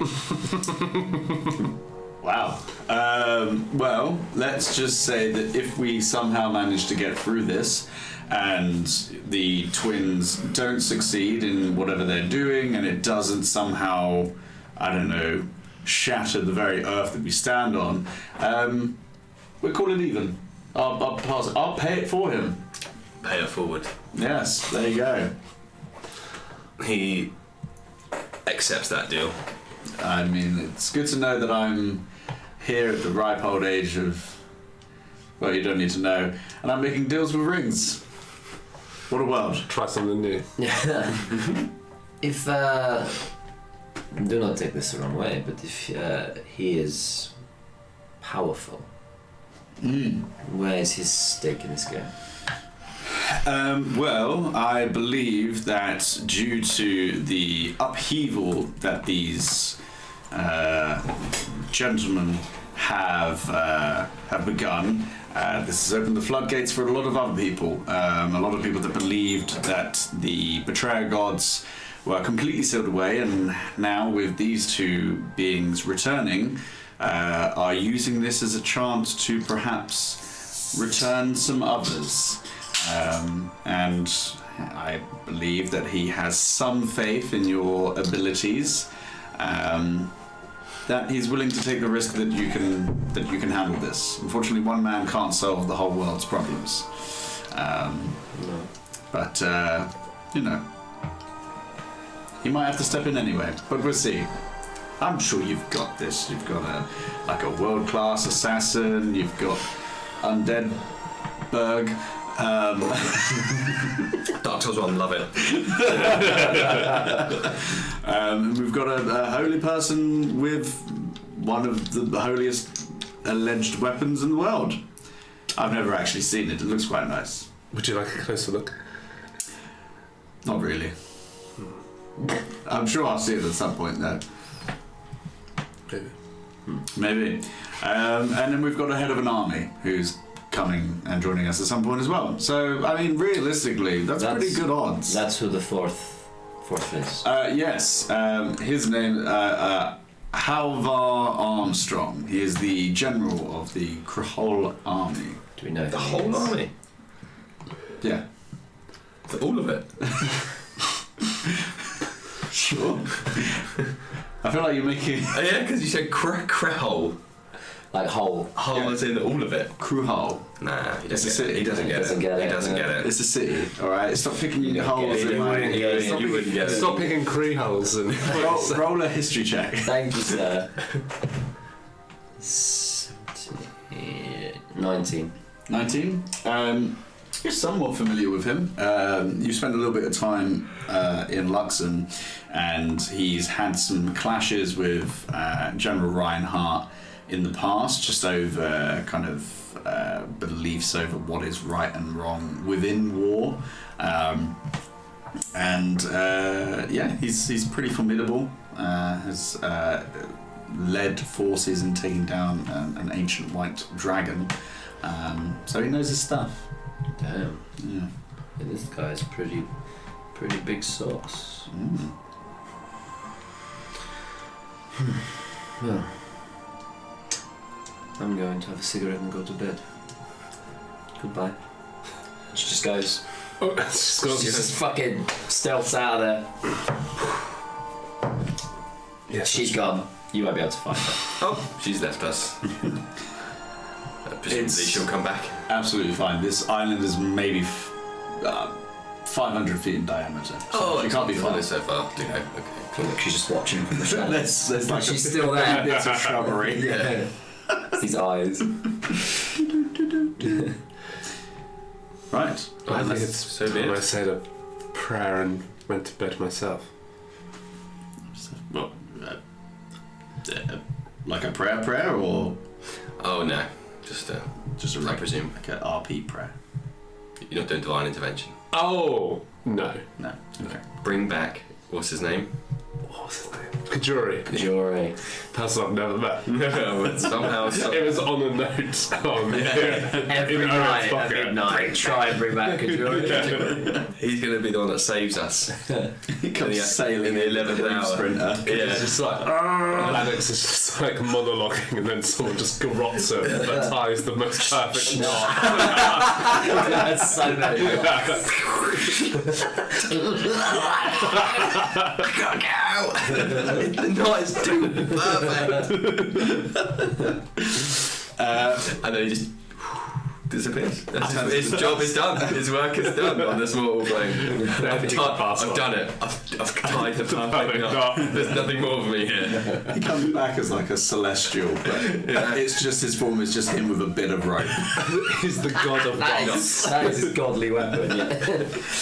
Right. Well, with that, you bed down and begin to commence on your final part of the journey as you begin to fly over Dunmire, which, for the most part, is just a desolate wasteland. Grey skies, kind of dying vegetation across the ground. The earth itself, more greys and almost blacks in certain areas. It looks as if something is draining the life from the very land beneath you as you fly above it. But Do we know if it's always looked like that? Is it like this is just a fucked continent, or is it this could be recent? make a history check.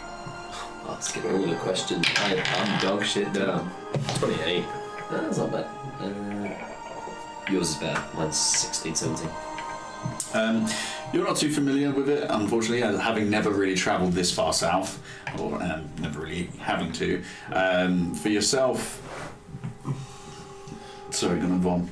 For yourself, there are historians that tie a lot of the degradation of Dunmire to the initial passing of the Fey Twins, as they had originally set their home in Dunmire, and actually the Valley of the Giants is actually where they staged a large confrontation against the race of giants in general, and allegedly took out hundreds of them to lay claim to the heart of Dunmire, which is where you're heading. And that is where we will have a quick break, quick little break to take us up to 10 o'clock, and we will come back and we'll probably be going for another hour or so. Sweet. Back in a moment. Bye. Bye. And we're back in the room.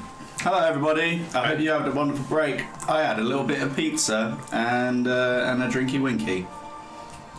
An unknown brand of cider. I didn't say anything. I didn't say No.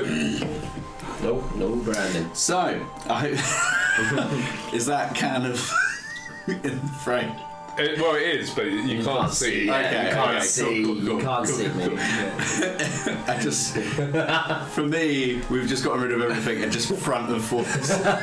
Just, Big brand logo. To be fair, there's a quite big technology brand logo right there. Two biggest companies in the world facing off.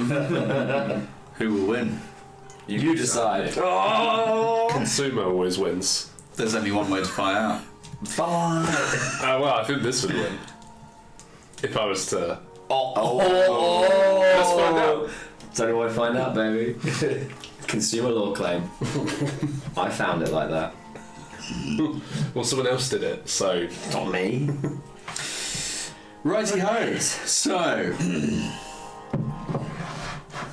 as you begin to start your approach to where your intel has led you to believe. We're flying still, yeah? Yeah, you're still flying.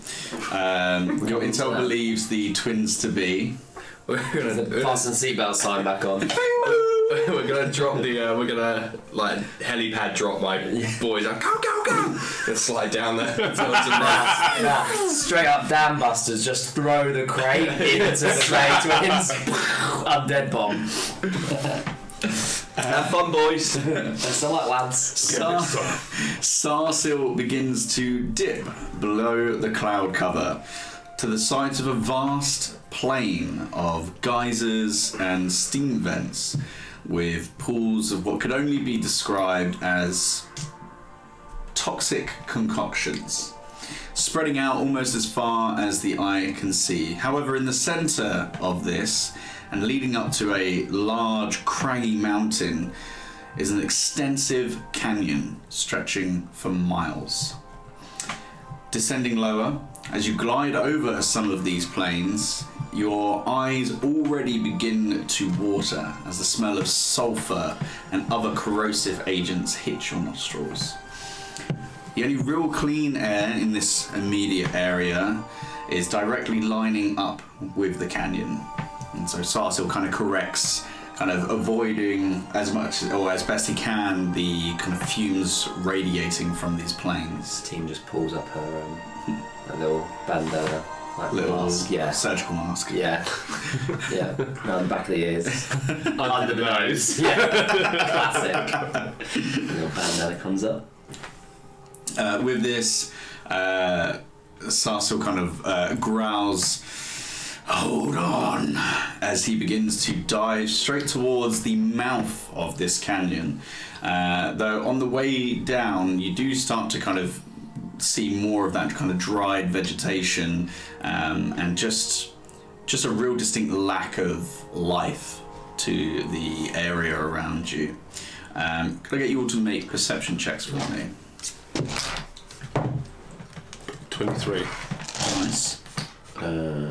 25. Nice. 17. Shit. No. That's pretty good. As you are beginning to descend upon the canyon, because it kind of stretches out in front of you, what you all see are what looks to be large statues scattered throughout. Some of them as large, for lack of a better reference point, as the two stone statues in the Fellowship of the Ring on either side of the river. Oh shit! Yeah, They big. so some to that size. Fuck me. Correct.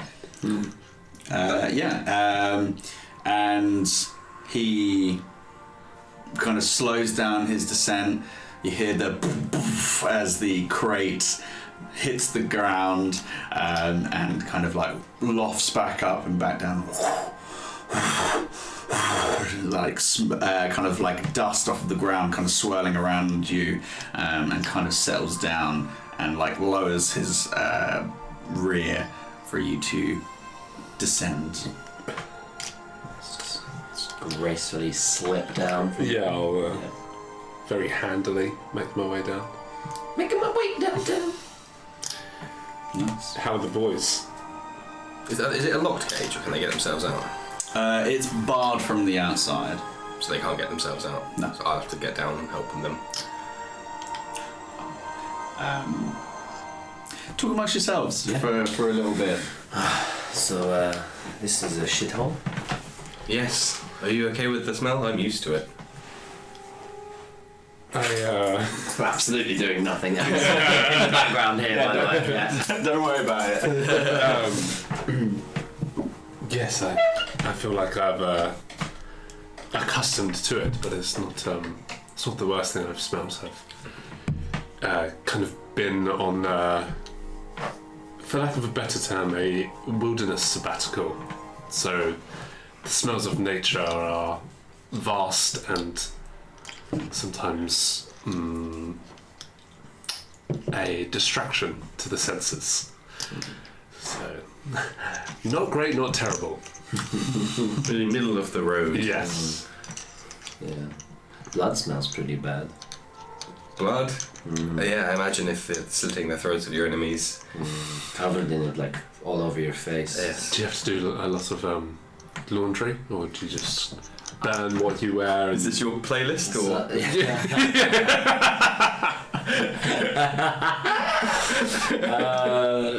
No, it's not my playlist.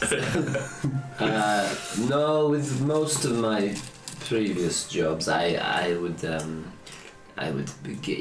destroy my evidence afterwards. Right. Yes. Not what I do is not always respected by law enforcement. So. But sometimes it's a means to an end that's necessary. Yes, especially when you're in servitude to a warmongering general that basically threatens your daughter, and you have to work for him. It's not so fun. I've heard that. See, that could be quite conflicting. Yeah, I had to do some pretty terrible things. We've all done terrible things. Well, yeah. I feel like that's one thing that unites groups like ours. Done some bad shit. But Yeah, well, we can. this is us redeeming, right? We can This is atone. redeeming. Exactly. Yes. Oh, Sarsiel, where have you been? As he turns back to his human form. So sorry about that. Just had to go shake a lemon. Oh, God. Right. Well, from my understanding, just. Do you need to take a lemon for maybe a few minutes more? I It's think. just all the flying. It really takes it out of you. We'll talk amongst ourselves for a little bit longer if you want to. No, that's Potatoes absolutely, in my bag if you need to. that's absolutely fine. So my understanding is that there is the more direct path of heading across these plains, but I don't know about you, but we were, fairly high up, and I was already getting a little bit of brain pain. So if you're feeling particularly hearty in your constitution for the next couple of miles, you could probably make it across the plains. But I believe that this is the most direct route, and that's partly why there was such a large hoo-ha around this area with the twins and the giants. Whew. So what are we doing? Are we walking somewhere now? Is that a choice to make? We either go direct or we sneak around, but if we sneak, we have to deal with the. Oh, so yes. If you go across the plains, probably an easier route there, but you may die from poisoning. Who knows? Oh, no. Right. Or you go straight through this canyon. I'm not taking you any further because I understand that they have all sorts of bad times for people that are attempting to fly towards them. So I'd rather stay alive if I'm quite honest with you. Quentin tells me from the reconnaissance he was doing with something called the homunculus Sounds weird. that they had some artillery very for far flying back. creatures. Well, there you go. Right, well, I'm just gonna... Are you a homunculus?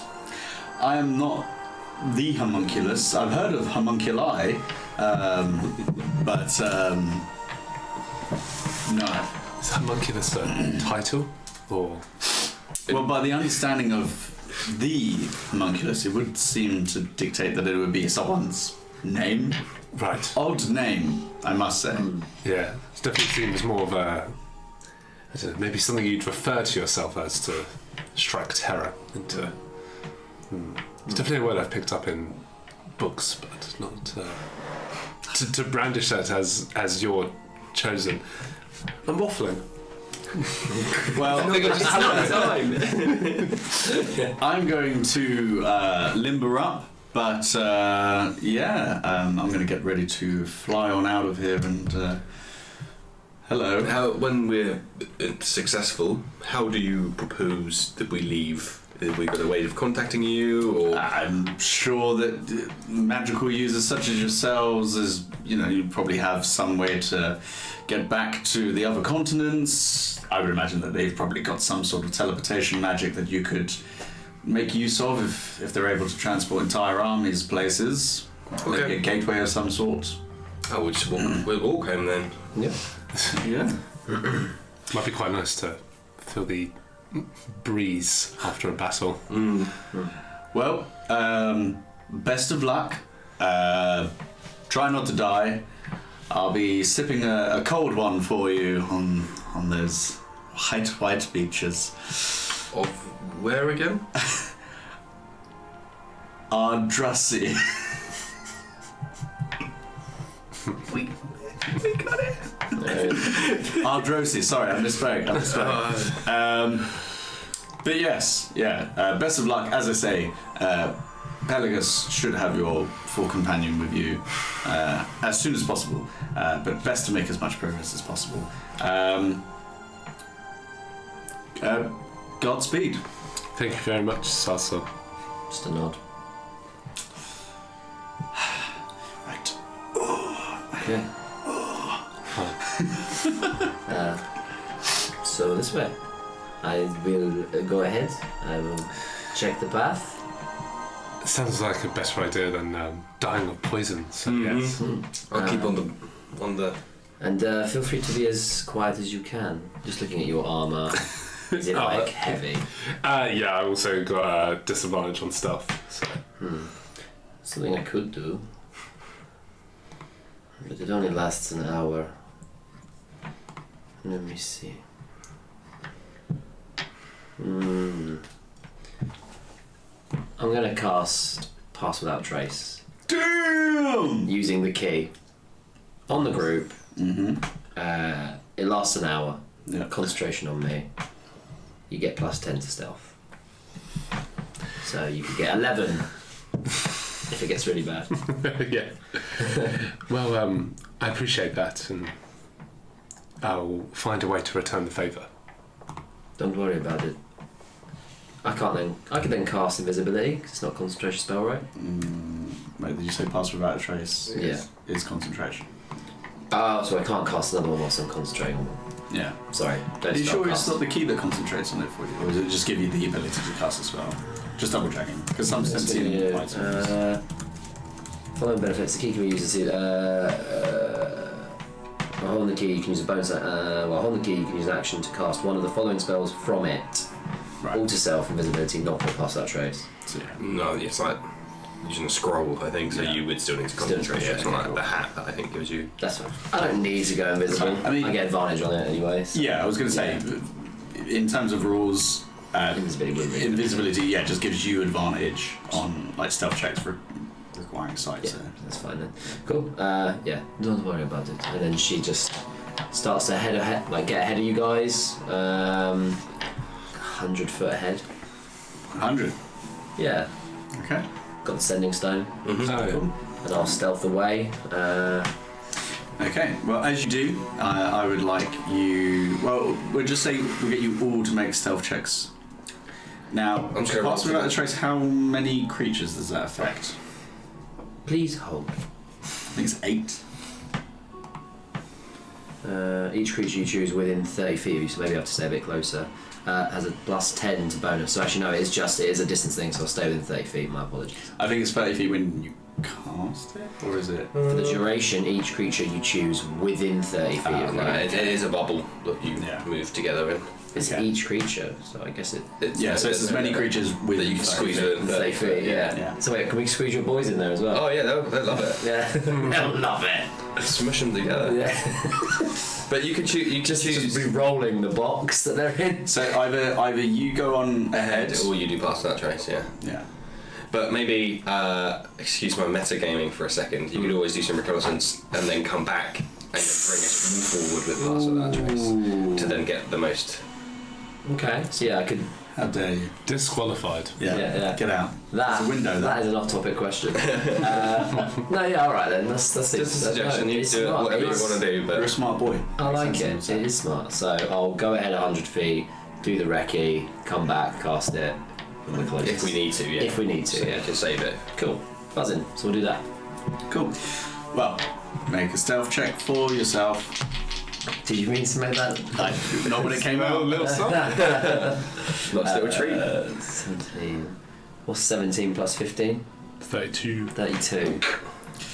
Bow, So- bow, bow, bow, bow. As you begin to progress into the canyon, the floor itself crumbles slightly beneath you. Do you want to get Spooky. just close it to? The floor itself crumbles beneath your feet slightly, as it's kind of ashen and dusty, just so dry. But as you walk, there's just a barely any noise is made as you slink in between various kind of craggy passageways and like outcroppings that you're able to slink in between from, and feel pretty confident that if there was to be anything within this canyon with you, you're not likely to be seen. But yes, as there's various winding roads, ridges, and large statues which you had already seen, which actually kind of form like archways, but as you kind of look at it, you realise that it's actually just like an arm of a giant that's just been kind of has fallen in place in that particular angle. But the sprawling pathways that are ahead of you do leave you with a sense of kind of paranoia, as there are many kind of blind corners and there could be anything anywhere at any given time, and these are very hostile territories. But you go for about 100 feet, finding the most open and wide passageways, and for 100 feet you don't see anything. You feel pretty confident that you are safe to progress with the group. Okay. I guess before I would have gone, I would have said, like, let me get this far from you and then start to follow. With the sending stone, it lets you cast one a day. So it's not like a walkie-talkie, it's like a... Should be. You got a message as a cantrip? Yeah. Because that's 120 feet, I think. Yes, it is. So I'll just point in Satine's broad direction.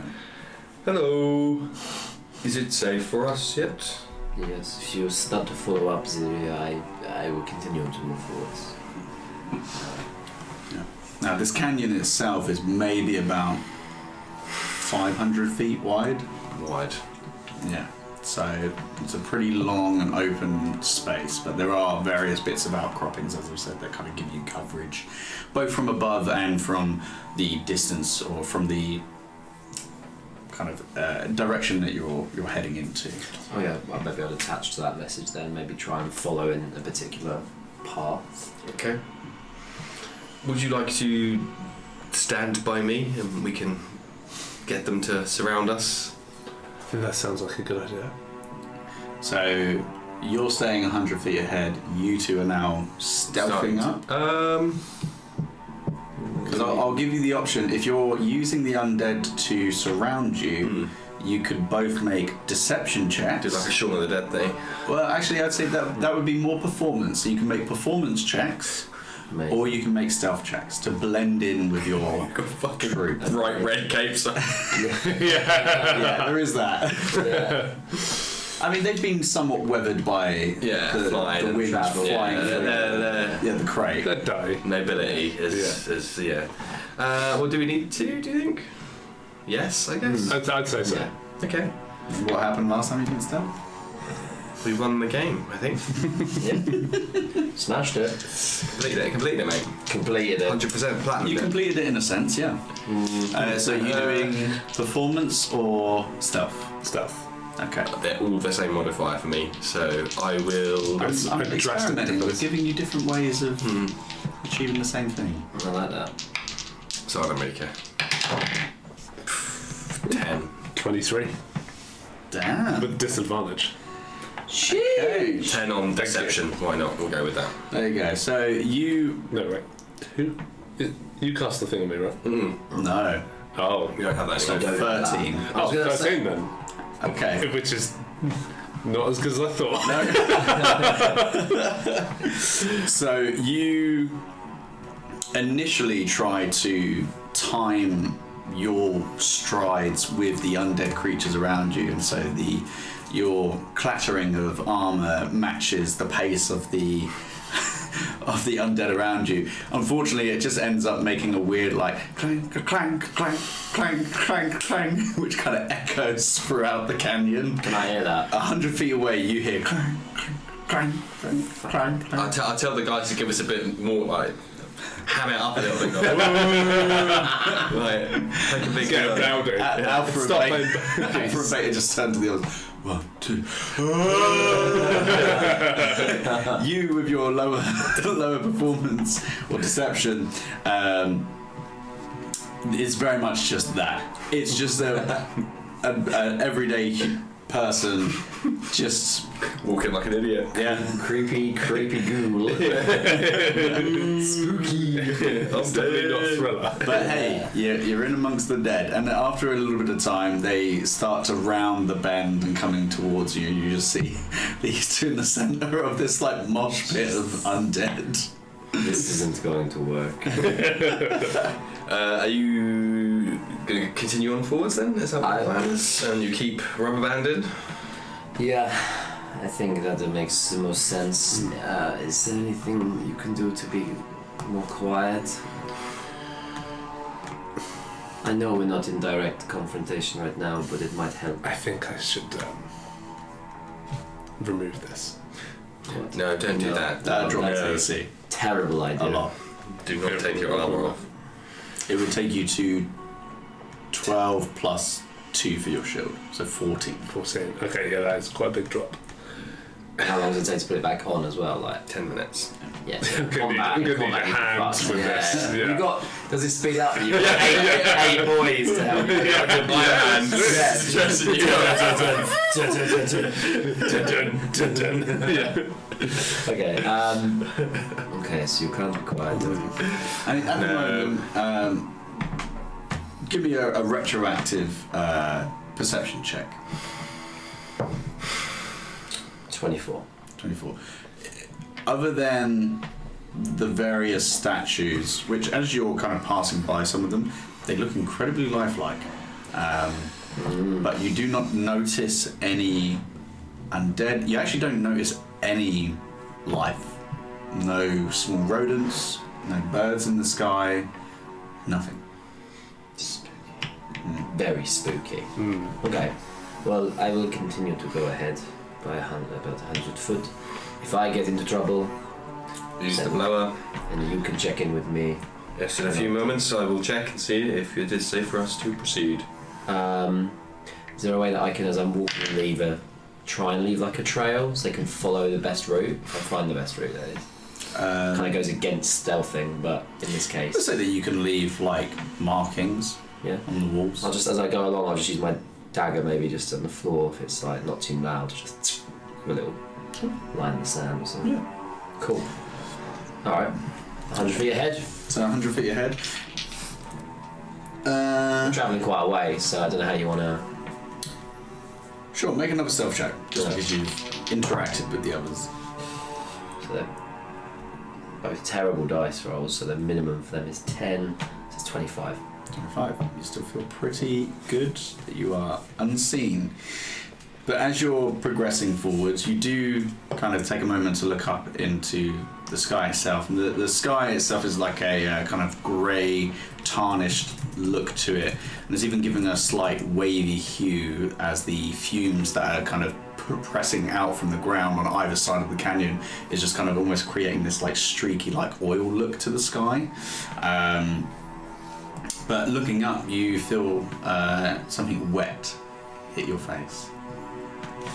And then another. And another.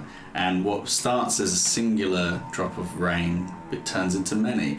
As fresh rain begins to fall and gives your eyes a little bit of relief from the fumes that got into it earlier, but creating a constant low kind of hammering sound as the noise of the water hits the ground beneath your feet. It's like Metal Gear Solid 5. just like Metal Gear Solid 5. Wow. There it is.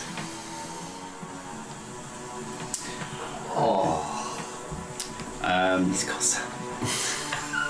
Sheesh. But you continue to press forward until, and you do this kind of relay race. And after about a mile of travel, the constant sound of rain hitting the ground, you start to hear another kind of continuous sound. If I could get all of you to make a perception check for me. No. 18. 27. 5. Okay. Nothing from you. Somewhat distracted by your own undead chorus that's going around. Quinn's yammering away in my head. He's got some, yeah. No, I won't do it. It's all in your head, mate. It's all in your head. What did you roll, sorry? 18. 18.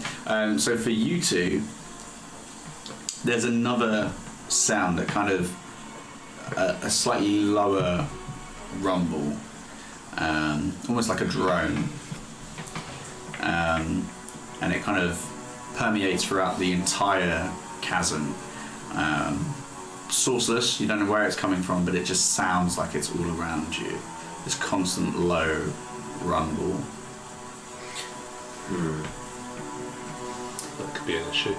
Yeah, at this point, 100 feet away from these guys, can I hear them as well, now that with the rain falling and this rumble? With the Does that rain, mask them a bit? The rain definitely masks them to the point where it's not until they get within like 30 feet of you that you know that they're like there. Okay, cool. That's really so it certainly helps you. Might help other things as well. But for you, as you climb over one ridge, it gives you a slightly clearer view of the actual layout of this canyon ahead of you, as you start to see, well, another perception check for me. Okay. As the constant rain will start to kick up a little bit of dirt. 28. 28.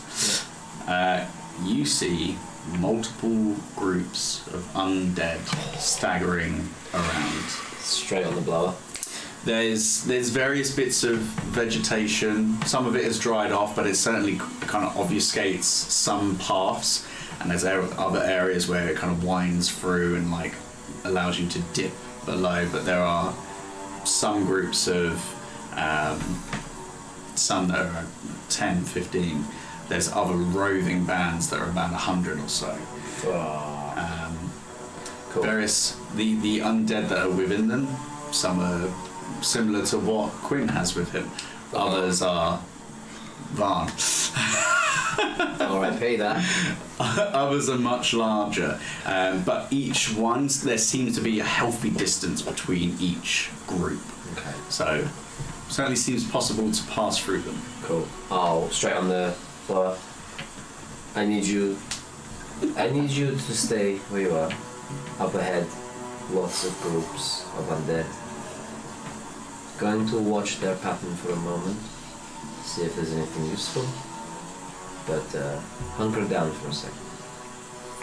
Don't move up.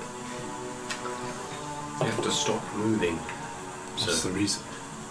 She's spotted groups of undead that are not wearing capes. And what does that mean? They're the bad guys. So we should stop, wait, I'll message her in a few moments to see. As you say, I appreciate the the bad guys. clarification. From Beta Book. And they're the bad guys. And they fist bump each other. Knuckle breaks in a little bit, and finger falls out. Yeah. So yeah, just stay up there for a moment, just to watch them from my sneakiness and sneak position. Are they moving, or are they just settled in where they are? Is there like a could you plan out a path to get around them, or are they moving so it's trickier to do so? So some of the larger ones are just remaining in like a single position, but the smaller, like 10 to 15 ones, they are roaming, and they do also appear again somewhat aided by the knowledge of undead that you have from Varn. they do seem to have 2 or so that are leading them in almost like a patrolling fashion. Okay, commander or captain for each one.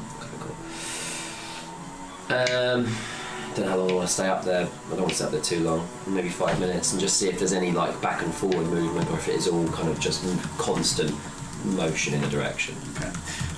For this, I will get you to make an insight check. Okay. Oh, it's one of the dots. So that's good. That's fine. 21. 21. After a little bit of time up there, kind of straining your eyes somewhat, because as I say, the vegetation is kind of obfuscating them slightly. With the larger groups, it's very easy to see because they are just kind of washing through any remaining bits of dry vegetation, slightly dampening right now, and bits of stone and kind of like remnants of statued giants, and just kind of swarming around it and moving. But after a while, you get a general sense of where their movements are, so you feel fairly confident.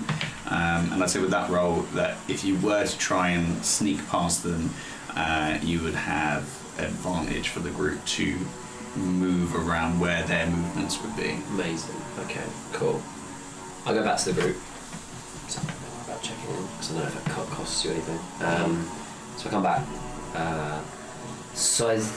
Yes, this is not the fight we want to take up ahead. This is a fight we want to avoid. Hundreds. Groups. Some groups, yeah. Yeah, some groups of hundreds, some groups smaller. Too many. Yes, this is not one we would be able to take on lightly.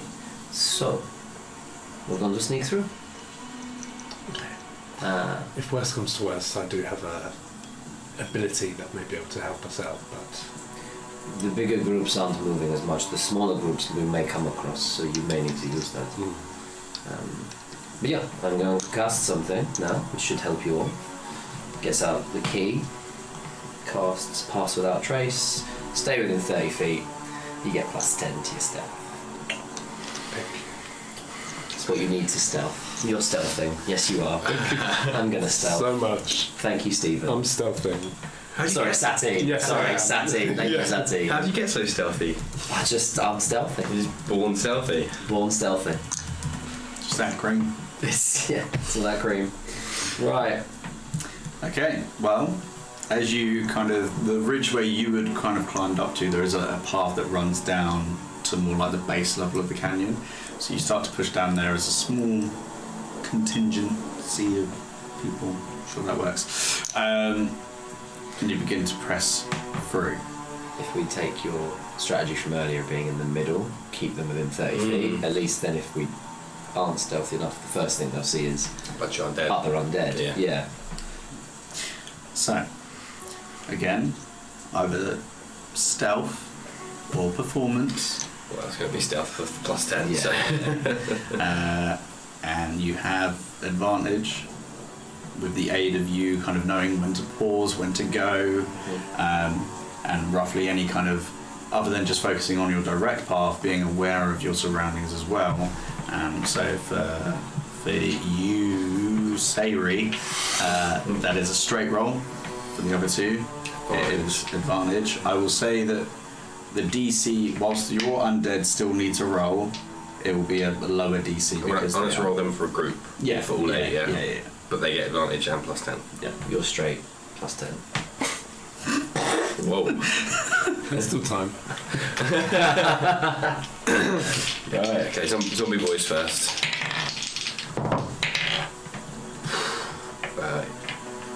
20. Fuck, that's what their stealth is. 24. Same. 24. 39 total. There's a mix. You just walk right past everybody. Oh, there's a shadow just right in front of me. And then for me is 21. 21. Okay.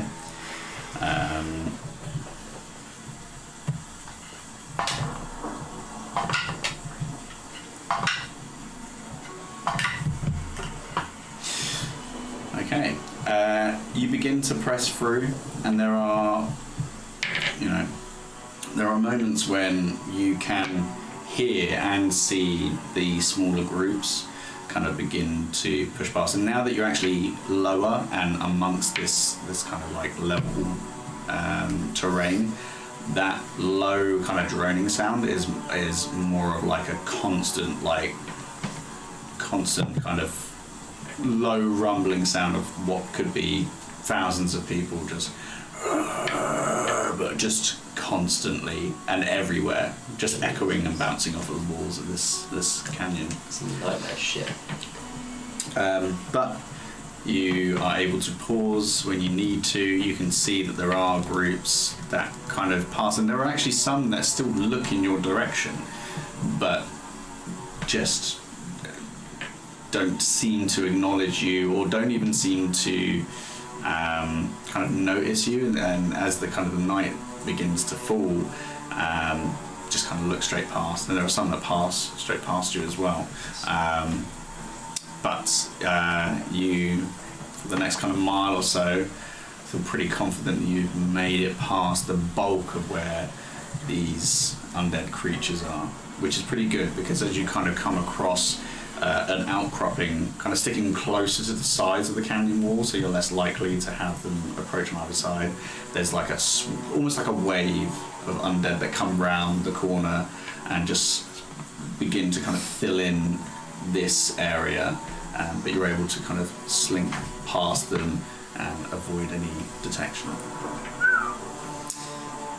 But as the night begins to fall, the rain falls harder, almost punching the ground with the force at which it's coming down, and ahead of you the valley begins to narrow, and there is also kind of almost like a climb to it as it starts to rising out of the deepest part of this canyon.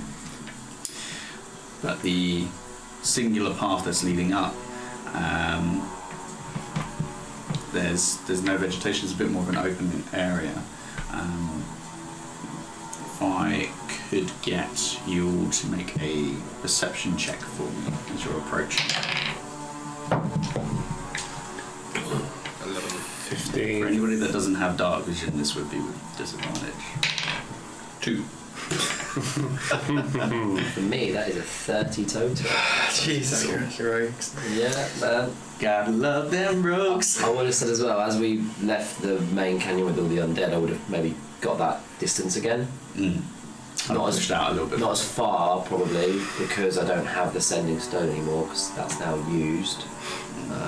So maybe like 50 foot within shouting distance if needed. So, well, as you kind of gain a bit of distance, and that kind of the constant sound of just hundreds of moans and groans and gurgles begins to kind of permeate predominantly from behind you. You press forward, and with that roll, you once again you see two kind of statues either side of this passageway that leads up. But looking at them, whilst most of them have seemed incredibly lifelike, the pupil of one of them seems to dilate ever so slightly. okay. I push back to the group and warn them. So I say, up ahead we may have trouble. What kind? 2 giants. Oh. I think they're not stone, so we should treat them with extreme caution. Well, that would be a safe way to go. Or we can try and avoid them. And I think the path is pretty much Onwards. okay. Well, I'll get into position, have my first shot, and then you guys all. Are we, as you're sure that they're... They might not be hostile. No, do they hate the undead? So perhaps they... If you want to go and have a talk with them, please feel free to. No. You struck me as a bit of a negotiator. I'm not a diplomat. The negotiator. Perhaps you can follow Quinn's lead when talking to the giants. Okay. If you're What languages do you speak? Not giant. Right. You? also not giant. Okay, I think diplomacy might be difficult. But I want to go around attacking things which aren't undead? Is that wise? I say we let him make the first move if it is to attack. But I know you wish to. You guys can go up front and see what I do then. If I am not allowed to get my advantages, then so be it. But I will not put myself in danger first. You can. I'm more than happy to be the first one to go up ahead. I'm going to go over there, and then Sabine just starts to. I will say, with the perception check that you made, it didn't look healthy. As in, it didn't look in good condition. Oh! So it's a giant, but it's probably a friend of undead. Given everything else that you've encountered here, for anything to be just alive would be. Oh, of course, odd. yeah. Oh, okay. In which case, then, on second thought, I've talked to Quinn. He had some insight. Quinn in the room with us. Quinn is in the room with us, He's the master of the polar bears. And Quinn says, from his homunculus research, that this. Actually, no, you're right. You were, of course, right. I should defer to your knowledge when it comes to killing things. Yes. Thank so you. go ahead. He'll be our guest. Amazing. Right. When you hear shouting or moaning, you know what to do. Well, come right over. Thank you. I will steel myself and equip my blade. Has it been over an hour? So the pass without trace would have dropped by now. Would I still get? I would say that it's probably Yeah. dropped at this point. Okay, cool. Actually, don't worry. Yeah, okay. I'll just begin to stealth this path. If there was, because I've already been up quite a distance, is there any way when I was there that I could see that I could get within a certain distance to these creatures, specifically within 120? 120 is fine. There's about Stealth. a 50-foot distance between where these like kind of statues are leant over and kind of creating an archway to this path that leads up, and it's just kind of open. But the ground is now slowly turning into like a mushy kind of dirt, Okay. as opposed to the dried, ashy ground that you were treading on before. Well, yeah, I'll sneak on up, get within what I would know, the range being 120 foot or closer. Line up my shot with my heavy crossbow. Sabine's old heavy crossbow, to be specific. Train it on the target's head and go for a shot. Okay. So, how far is your dark vision? 60 feet. So if you're doing it from 120 feet away, I would say that you would be shooting with disadvantage Okay. because it's quite a distance. There's no light down here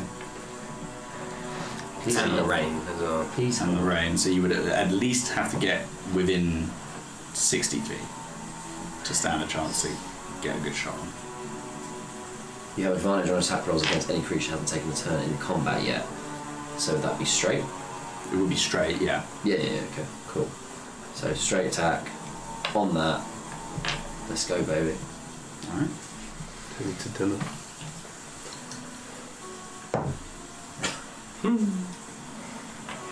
Yeah, it's no good. That's gonna miss. I don't want to say it. Say it. It's 2 on the dice. With a +6 on the heavy crossbow. Damn, only 6. So I'm gonna guess that misses.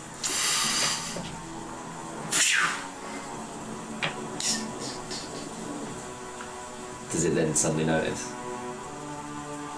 You're 120 feet away, so you've got. You can try and make a perception check with disadvantage. Yeah. Sure. That is is 13. Wait, Reliable talent. so it'll be 23. 23. No, 21. Sorry. 21. Alright. It's hard to tell. Even with a roll like that, between the rain and the distance and the lack of dark vision, or the dark vision is what's giving you the ability to even be able to pick up any detail, you can still see the pathway between them, but you don't seem to notice any like alarmed movement. Okay. Knowing that none of these would have noticed either, I'm like, shit.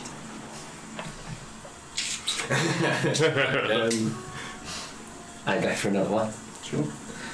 Don't fuck me, dice. Swear to fucking God. It's not much better. 13. Again. It's fucking dice. And this time, you ever so faintly see it kind of coast down the path in between these two giants and kind of just scatter on the floor. Any movement? Perception check. You can pick that up when we go through that. Yeah, I can get that one back, yeah. Perception would be disadvantage, Yeah. but then reliable talent, so that kicks in whatever the badness is. So 2 becomes 10. 21. Yeah, 21, yeah. Doesn't seem like it. How many bolts you got? I'm gonna need a lot. Well, at least you can pick them up on the way. Yeah. This is so embarrassing. At least no one's here. That's what should be done by now. Yeah, she's taking a rather long time for a just master saying. assassin. You could just move up. Within 60 feet. Yeah. Yeah. Yeah. Third time's a charm. Come on, no. Staying where I am. She's fucking stubborn stubborn. one. She's Yeah. stubborn. Please So it's a straight. Sorry, I keep going. Just It's a straight. Yeah. All right. That's more fucking There we like go. it. 18 Oh, we're plus fucking sucking 6. That hits. Yeah. We fucking go. Now we're sucking diesel. So, Yeah. Go on. roll your weapon Damage. die, Yeah. your sneak attack, and then double, then add your modifier. Because it's critical. Because it's surprised. Yeah. Okay. So. If it wasn't raining, Yeah, big fucking. There's this fucking giant just stood there. It's just. what's happening? Right. So that's 10 straight on the thing. Damage, just straight. Crossbow damage. 10 On the die. on the die. Yeah. Cool. How many fucking sneaks do I get at this level? 8. 8. Yikes. Oh, that's 3 6s just there. 6, 12, 18. Come on.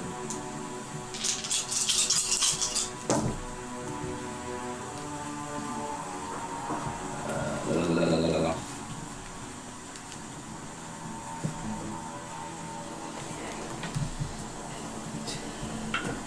44 points of damage.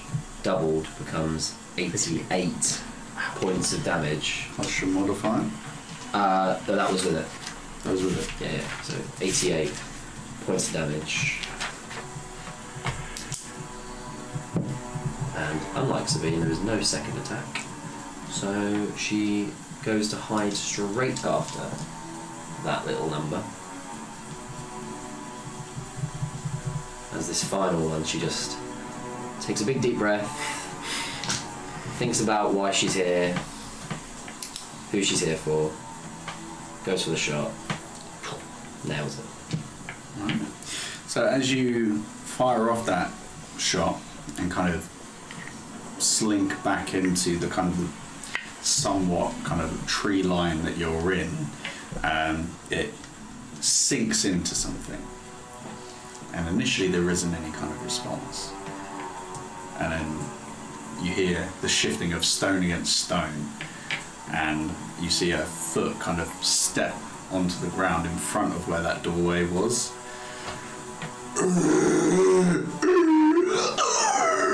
As a large undead giant starts to rise from the wall itself and pushes itself upright.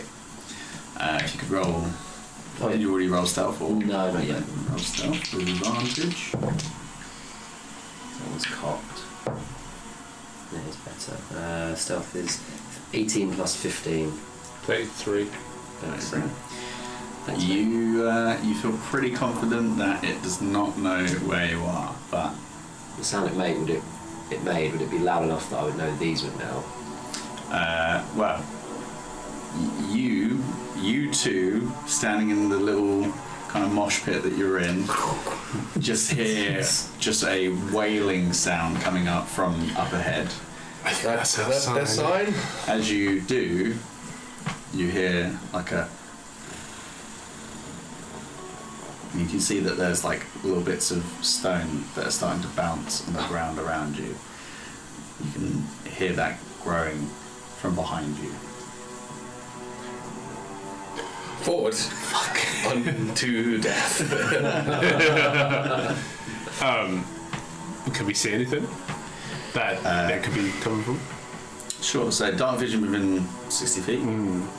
If you would like to roll a perception check. If you're trying to just perceive what's within that range, just a straight roll. Anything past that, disadvantage. Take my chances. Just taking his chances, James. Natural one. You kind of go back around like this slight outcropping that allows you to slink past that kind of large horde. Yeah. And you look around, and because you know when it's raining so hard, it almost creates that like slight misty effect. Right. Yeah. You look around, and it's just darkness, and you can see slight bits of like stone outcropping from where you were a little bit higher. And that nothing. We should go. To meet our friend. Indeed. Charge forwards. Go fight now. Okay. Well, just quickly, if this is weird, if I could get you all to roll initiative, just quickly, just so we've got some semblance of an order. Natural 20. Yes. Are we having my boys go just before me on my turn? Keep it simple. Sure. Yeah. Okay. So 7 for me. 18. Should have thought that was going to happen. It would be like an alarm. Alarm, yeah. Yeah. Shit. Okay. So. We just got to get a wriggle on now, so that's fine. I just want to get my assassinating nut. Okay. No, I've got it. 25 to 20. 21. 21. Some things never change. 15 to 20. 18. Bye. Bye. Nice playing with you. You know the Homer sinking into the bush thing, but it's just you into a horde of undead. 10 to 15. Oi. Yeah. Jackie. And then. What was yours? 7. Sayuri. Okay. Slowly. Oh my god. Not wrong. Okay, perfect. Vaughn, you're up. Blink. Here comes trouble. Blink! Use blink! Just running inside. What's he got? That fucker's better That's than me. why you're held up. Yeah. You're looking for him for a split second. I've improved, so I've got blink and something else. So I now have a 2-turn wind up, Oh. and then I start Unleash. contributing. Sometimes you just need to give it a little tickle before you can unleash the depth of power. So blink, run forwards, and I'll send them. They can all dash forwards. Yeah, you're just trying to make it to the doorway? Yeah. So Because you guys are about like 100 feet back. Yeah. Oh, but are we going to fight these things now? Or are we just going to Run past him. Oh, okay. Then I won't cast blink. I'll just dash forwards. Although I won't know that until I see you running and then not stopping to fight, continuing to run. So So in fact, I will wreck on that. I'll just dash until we know what's happening. Actually, okay, It's so gonna be- movement, action. and everyone's pushing forwards. Yeah. They all like 30 feet. Some are a bit. Some zombies are slower, but Let's just round it up. Keep it easy. Yeah. So 60 feet, full turn of movement. yeah. Cool.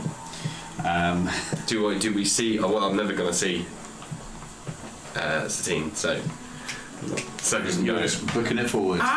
Just little kind of like dry bits and twigs like scratching across your skin, and like kind of now that you've made 60 feet, just in like kind of about another 60 feet of distance, you can kind of see like where this like little kind of archway is, but there does appear to be like something moving, it's like shadows moving across the archway. So I don't have dark vision, but my boys do.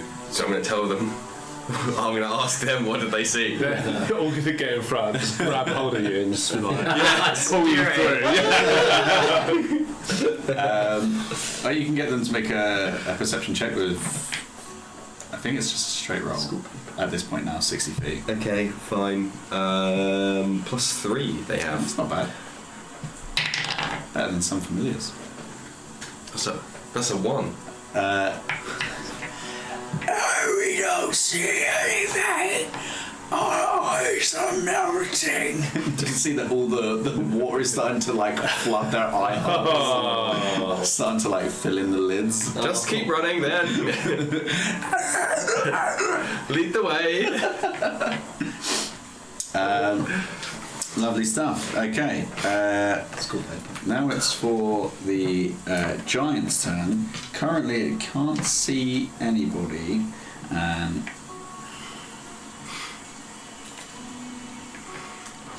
Although you are. This is the disadvantage of going first. Is now I'm just gonna fucking rock in my face and kill me. Teamwork. Not again. Obi-Wan's gonna kill me. Oh no, I'm too brave for giants. She's still got the thumb though. So still got Oh yeah. Yeah. Yeah. You've got 8 zombies, right? Yeah. Okay.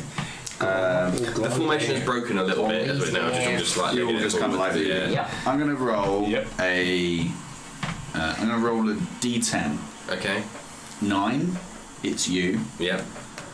8 or 7, it's alpha or beta. Okay. And anything lower is the the other others. ones.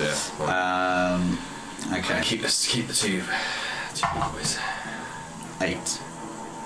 So that's one of One of alpha or them. beta. Big boys getting chomped. So So we're going to get a promotion. Promoted to customer. He's got. They got decent stats. These guys. Are they? These. Oh, right, yeah. But he's got more HP. 60 HP. Sheesh. So you might be able to take a hit this one. okay. Just roll to see if it can see them, just to play it safe. I need alpha or beta to make a Constitution saving throw for me. Okay. Didn't see that one coming. No. 13. 13. Okay. Lucky for some. Might be unlucky for alpha or beta. So either alpha or beta take 36 points of cold damage and are now paralysed. Oh. That's a big hit. That's what there is to do. So Fodder. Yeah. alpha or beta? Alpha, because it's Okay. the only Alpha just running along as its joints start to freeze over, and you can hear like some of the bones are popping as like the forward momentum carries on, but the freezing almost takes an instant effect. End of Terminator 2. There you go. There it is, yeah. How much was that? Nice. 33? Sure. Boom. No, 53. Okay, Satine. Not knowing the plan has changed. Actually, knowing how loud that roar was, I know that they heard, but would I be stretching it to know that it was all going to shit behind us now? It would be a little You bit, can attempt to make. I mean, you wouldn't know that anything's happening. You can attempt to make a perception check to see if you hear anything. Just gonna go for another shot. I will say that you saw its eyes flash blue. And do some damage to something. Something. It did something. Okay. Its eyes flashed blue, and then that was it. From my hidden position, I'm gonna go for another shot. Mm-hmm. Actually, I'm gonna move up. If I can see somewhere, I'll be able to hide in once I get there. So if I look ahead, can I see somewhere I can hide moving forwards? You move 10 feet and then it's just open. Okay, I'll get as close as I can without being into the open. So you're 50 feet away. 50 feet away, so still... Oh yeah, that's better. That's better. I won't be at a disadvantage, right? No, not with your dark vision. Cool. So, advantage on the attack? No. You're attacking from hidden, so yes. Oh, cool, yeah. Advantage on the attack. 22 to hit. 22 hits. Lovely. Where's my D10? There it is. 16. Sneak attack.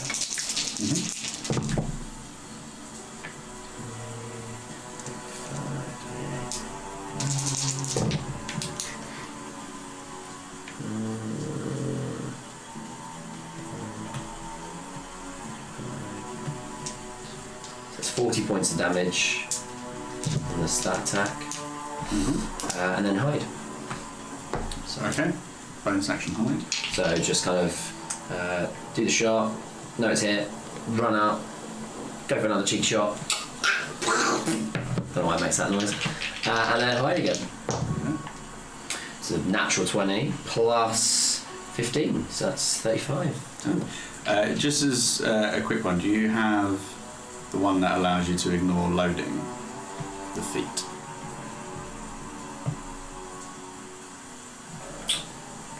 No. And you can... No, you got no feats whatsoever. No. So you wouldn't have been able to shoot this round. Roger that. Because it takes an action to load on a heavy crossbow. Crossbow heavy, let's have a look. It's got the loading property.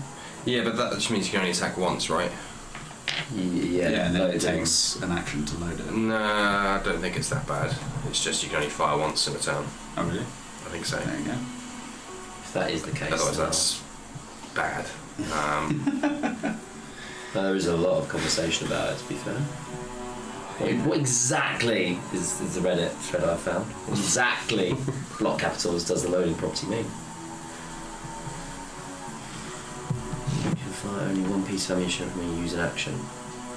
You use an action, bonus action, or reaction to fire it regardless. Yeah, so you can only fire it Once per turn, That's cool, basically. yeah. So if I had... Yeah, okay, cool. Lovely. So that is my thing.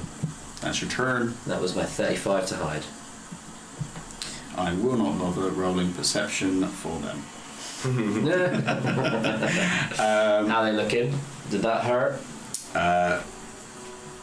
It's hard to tell. Yes. It is the It's times already dead, where you focused on it, you can see that there are parts of it that are falling off, but you can't tell if that was already like that or if that's caused by you. I'm dead, baby. Hard to assess how they're feeling. They're feeling pretty bad. What you do notice though, is as you go to dip back into cover, the other statue begins to push off of the wall. Yeah. That one, it's its turn.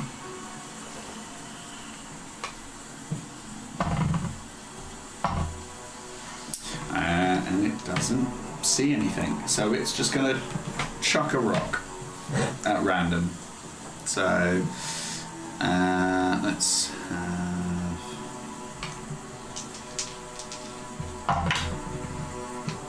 Still roll pretty well. So that is a 26, and once again we're just going to roll a d10. So we're going to we do. It knows something's going on. It can't see what it's throwing at, which in rules as written is just disadvantage. But we still do. What did I say? 8, 9, 10. Oh, what? It's random, maybe. Yeah. Yeah. Oh, yeah, I guess so. 3. Bullshit. A skeleton, then we'll do. A skeleton. So this will be. Oh, okay. Might be. Oh no. 25 points of bludgeoning damage. Ah. Oh wait. Shit. He's dead then. Yeah. So as you're running Just gets towards, exploded. you're running towards it, and you just see this just massive black object fly overhead, and just goosh, and like little bits of bone fragments start to pelt the back of your head. You've not even started to move yet. Just see a skeleton just go. Jesus. Yeah. Shields out. Speaking of, Sayri, it is your turn. I'm gonna very quickly cast protection from evil and good on myself, and then make a dash toward. Not dash, just start making a run towards the slot. Okay, so you move 30 feet. How far am I from the entourage? After 30 feet, you're 90 feet away. The entourage, you're 30 feet away. The entourage. Yeah, that's the name. The entourage. Yeah, there we go. Trend. Yeah, so that's what. Dash is action, right? Correct. Yeah. Cool. Forget that then. I'll just cast the spell and then run towards this slot. Okay, so protection from good and evil. Yeah. That does. Protect against certain types of creature, so aberration, celestial, elemental, fey, fiend, and undead. Creatures of those types have disadvantage on attack rolls against the target. Cool. I also can't be charmed, frightened, or possessed. Sweet. Good to know. Thank you. That's Okay, nice. so you move 30 feet. At that point, the rumbling gets louder, and as you're starting to run, you can't help but look over, and as you do, you just see a wave of undead smash up against the side of the canyon wall and start chasing you. Fuck. They are 30 feet away. Fly, you fool! That is your turn. That is my turn. Back to the top of initiative, Varn. Pull one out. Respect the dead. That's 2. He survived. The other one survived. He's paralysed though. Yes, but he'll sort himself He'll out. bounce back. I mean, he should roll to break free now, I imagine. He's breaking free. He's paralysed at the end of your next turn.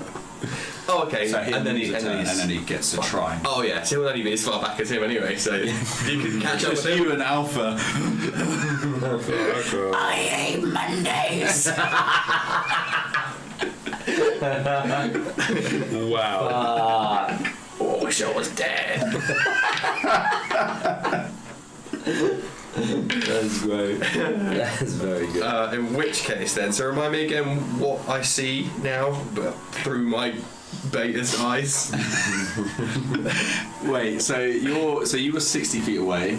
Yeah. If you're remaining 60 feet and you just want to see what's at the start of your turn, I just want to know what to do on my turn, yeah, so I need to know what I can see. I mean, get your undead, get Beta to make another perception check. Good. Good on him. +3. Same as last time, I think. 12. 12. I would say that Beta can see the outline of 2 figures kind of stumbling about, probably stood at about 20 feet tall. But again, just between their legs, that single pathway, which the pathway itself is probably wide enough at about 15 feet. So it's a pretty tight passageway. So yeah. Okay. And how far away? From you now, the mouth of that entrance is 60 feet. Oh, fuck. And in 10 feet, you'll break through the brush and enter into like a 50 feet just open plain. Oh, right, okay. I don't know. I just shout, I'm going to keep running! to know none of my allies that I can see around me. Yeah. And yeah, just tell Beta to fucking gun it as fast as your bony legs will carry us. Cool. So as a squad, movement. Squad moves up 30 feet. That gets you in range of the first giant. In terms of what? Like combat. Oh, you are like what? He's 5 foot. Is it really fucking me up? I think we're in combat range. Well, within like his melee range, I would say. Oh, I see. Yeah.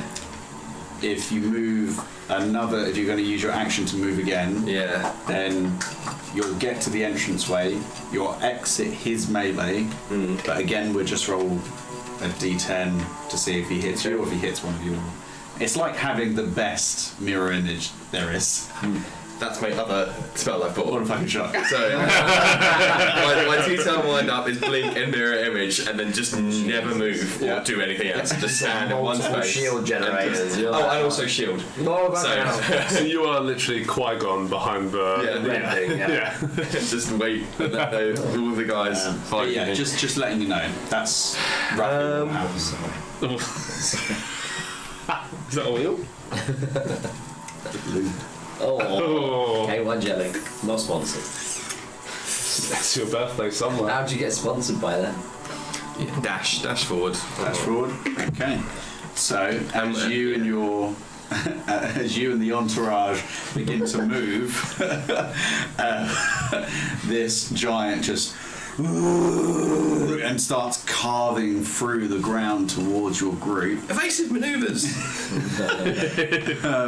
So we're back to. So now it's 7. Already one down. Yeah.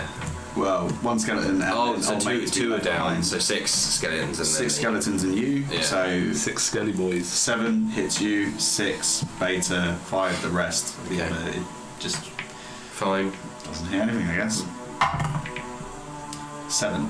Which is You. fucking good. I'll take a hit. Alright. So this is its reaction. So that's that is 22 to hit. Yeah. You got a reaction. No, definitely still no. Yeah, okay. No. Still get you. So there is 25 points of slashing damage. As I can take that. As the sword carves through, and somehow the undead actually kind of part a little bit and make a small opening as it swings through, carves up your arm. Luckily, you manage to avoid getting hit in the head, but Ouch. Beta, who's still with you, is just like, I'm sorry, and moves over to the left side. Someone will remember this. But so you are at the entryway, and as you do, you can see this other giant kind of pulling the last of its leg out of the wall, but you're now in that kind of entryway. You're kind of almost like creating a semicircle around it as you begin to filter in. Yes, fine. 25. Okay.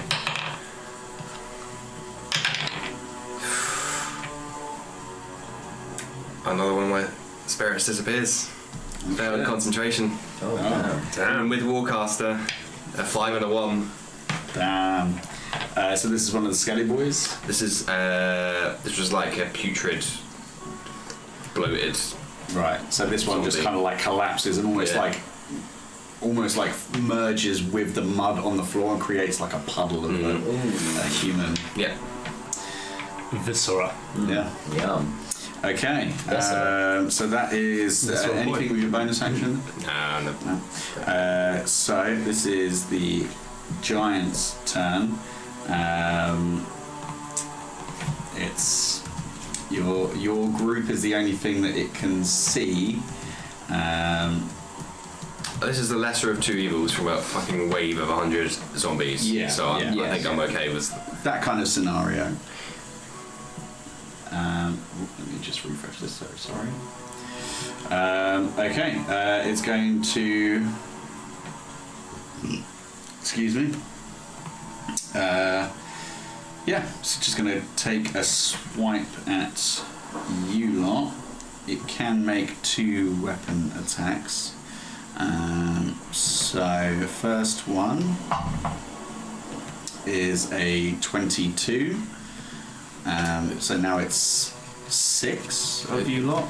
Yeah, we only lost one more. Yeah. I'm just, in theory, it could still attack you, but none of you have done anything directly threatening to it. As far as it's concerned, you're all one group. 4, so that'd just be one of your regular boys. So. God damn.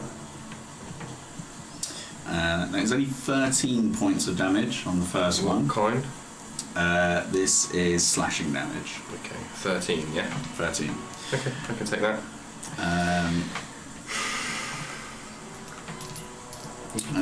He could take And it. then the second attack is 27, so that's going to hit. Again, one of your skelly boys, or one of your regular ones. And that is going to be 34 points of slashing damage. Yes, they're still standing, both of them. As it just carving through the ground, not even really necessarily picking out a particular target, it's just wildly flailing at the ground. It's almost like it's just trying to kill some ants. Okay, it is now Satine's go. Cool. I'd say at this point now that it's like 30 feet away, and you're kind of like pressed up against some like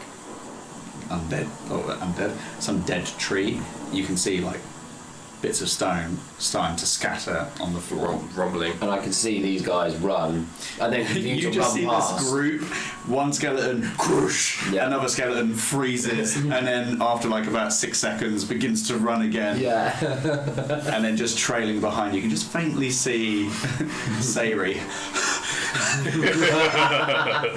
Okay, I'm gonna from hidden take a shot at the one that I was already doing. Yep. So go for that. This is no disadvantage or anything because it's just within range. Yep. But with advantage because you were hidden. Thank fuck, because that's a natural 1.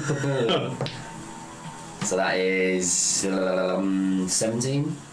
Yes, that hits. Cool. So 17 on one of them, well, the same one that I've been doing the damage on so far, just to keep it consistent.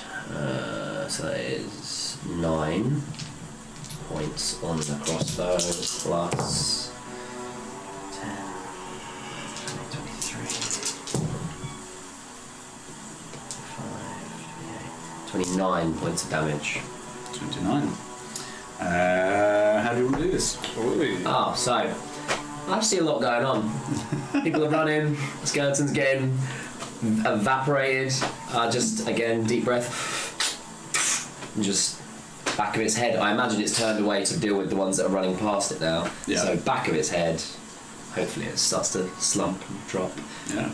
So you fire that off, and it from your perspective, Varn, as you kind of like turn around to see if it's going to swing down at you again, you just see like a little kind of for its eye, but the eye just begins to leak and leak as all of the kind of juices inside of the eye begin to pump out, and the eyeball itself starts to deflate a little bit as it just falls forwards into the wall and starts to crumble down, kneeling next to the side of this entryway. Nice. Watching it collapse, but as it starts to collapse, as soon as I know it's done the deed, I'm just going to start sprinting. So I'm going to, also as I'm doing it, can I get my daggers out? Put the heavy crossbow over my shoulder, just so I know I'm getting close up now, so... Yeah, I think if you want to stow it, that's like a bonus action or something. Okay. I'll run in with my heavy crossbow then, in hand still.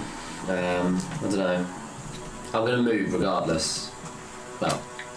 Are you trying to change weapons? Yeah. You need to drop it. I can just yeet it. No. If you want to get a melee weapon out as well, you'll need to drop it. Yeah. As in, like, put it on my back. Drop it. Throw it. Yeah. You're trying to get something else out. Yes. Oh, okay. No, I'm not going to do that. So I'm just going to start running. I'm going to use bonus action to dash. Okay, so So- movement, bonus action. That's That 60 gets feet. you to the mouth. But as you get there, so there's another giant that's like pushing itself out of the wall, and there's a bit of a block because as you get to the mouth of this kind of passageway, it's just Varn and all of his entourage just kind of plugging it. So Right. you get to the mouth of it, and then it's just a bit of a We can't get. fucking move. Getting Oh, we're all in the same block now, right? We're all pushing Yeah, in. you're all within like 10 feet of each other. Cool. Alright, Alright. that'll be me. Okay, next up is the other undead giant. Can he hit somebody else? I'll say because you're the lone figure that like starts moving up to it, it's going to try and like take you out before you kind of get lost in the confusion. Right, yeah. So there's going to be 2 attacks against Satine. No, as you begin running towards the group, I need you to make a Constitution saving throw for me. Go get chilly. Yep. Just like a Chilly. boy, not good at this. 9. 9. Is it a spell? Ability. No, this is just An ability, yeah. So you take 29 points of cold damage. I can't. Can I half that? You can with Uncanny. So that's 15. Yeah. But you are now paralyzed until the end of your next turn. Yeet. Okay. Okay. Alright. That's its turn. That's all we can do. Sayri, you're up next. A wave, almost like a literal wave of undead is sloshing about and pressing towards you at an incredible speed. Okay. And you are 90 feet away from where these lot are. And how far away is this wave? Like 30 feet. Behind you. Behind me. Yeah. I'm gonna turn, wait a couple of seconds, so there's more within like 20 feet. So a matter of seconds Okay. as I cast Turn Undead. That's it. Okay. That's why he's the goat. Understanding that it's not going to hit the whole wave. So their turn comes after you, so they're currently 30 feet away. So typically you would hold an action for something to happen. So either you move a little bit closer and do it and then run, Right. or you're holding fire to like take them out. I'll do that second one. You're gonna hold fire. Nope. No. That's the one. That's the one the DM is saying don't do. I'm just No. He's not saying I'm anything. just trying to get an understanding of. He's just saying how it with his deep eyes. is this wave? How far back does it extend from Sayri? From you, Yeah. you can't see the end of it. And what's the range of your turn undead? 30 feet. So you've got like 200 foot of undead behind your 30-foot bubble. So even if you filled that 30-foot bubble with completely turned every single one of They're them, going to get stampeded. there's 200 behind them. Yeah. Just so you have. Yeah, but I'm still going to cast it and run, so that's enough of a push back to get more distance. Well, Because then I'll gain that So distance. if you move as far as you can without burning resource to do so, and then do it, or hold it to then do it. No, because you still have to be within 30 feet. Yeah, well, you just dash and gain the same distance without costing. Because of Channel the doing it. rate at which they're coming at you, it's almost like you're taken off the top of it, but the other rest of it's Yeah, coming that's just as true. fast as dash. Get And now it? you want to do your turn undead. This isn't the time. You'll get to do it. There's plenty of undead to come. Yeah. Do not worry, it will come in useful. Get to fuck. Alright. I won't blow my wad this time. I'll just dash. So action, movement, that gets you 60 feet. So you're still 30 feet away. But as you get to that 30 feet, My walking speed is 35 feet. Love this stuff. 70 feet, so 20 feet away from the mouth of this entrance, and you can just see this large undead creature starting to like carve into the group, and also a frozen Satine just kind of stuck there. And just to your left as well, Beta, just running alongside you. Out of the fire, into the frying pan. No, wait, the other way around. You see me at the mouth, like beckoning you in, and then I'm not doing it to you. It's that shot where it's like, it's Sayri, and then just from behind her.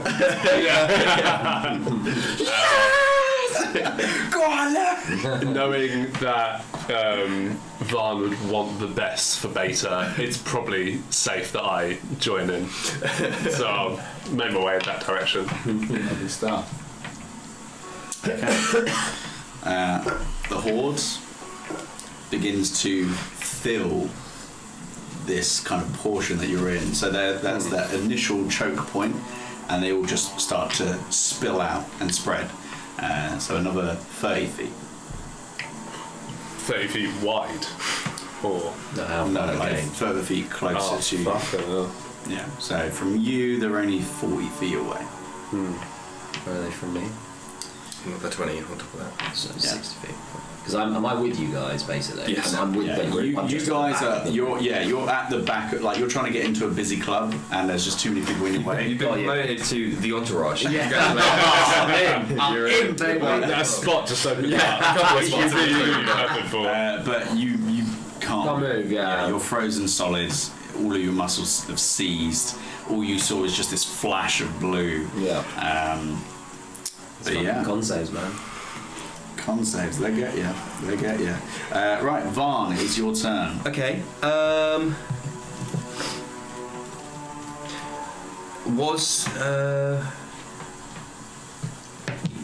that thing that's paralysing is not a spell? No. No, fine, then I can't do anything to help you, I'm afraid. So? I was going to try and dispel magic, but it's not. It has to be a spell to do so. Can't always live laugh. Just quick. At the start of your turn, could I get you to make a Constitution saving throw? Yeah. What is this? A spell or magical effect? No, this is just an area of effects. And it's not charmed or frightened. No. 15 to 17. 17 is what you needed. This creature, as it raises, is kind of like bearing down on your group. You feel this horrendous cold kind of trying to take a hold of your body, but you manage to shrug it off, whatever that might be. Okay. Fine. I'm used to it. What you doing? In which case, then there's there's now like a tunnel. I'm thinking like Mines of Moria kind of entrance. Pretty much. Keep going. Charge forward. Press in, baby. I will just. Wow, I don't have prestidigitation. What is happening? What kind of wizard are you? I don't know. That one's even hit me. I'm surprised.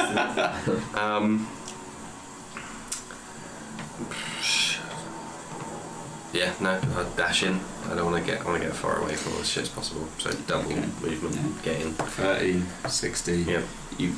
They kind of like form in a little bit, so you're about 3 people wide, so you're moving. Oh yeah, they will break formation. 1. Phalanx. Yep. Tip of the spear. Yeah. So you begin to make your way up, and you can even at this point. So the rain has stopped. I've got inside. So It's accurate.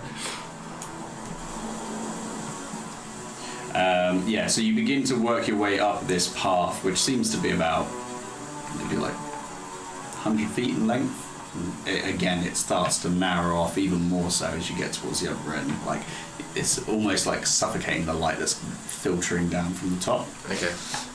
And then wait to see which of my companions survives because there's nothing I can do. Yeah.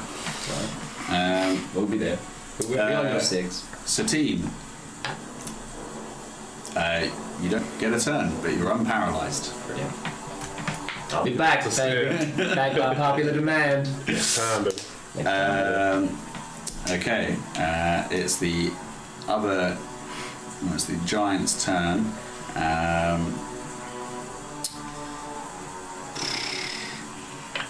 Can make 2 weapon attacks. It is going to take 1 attack against you, Satine.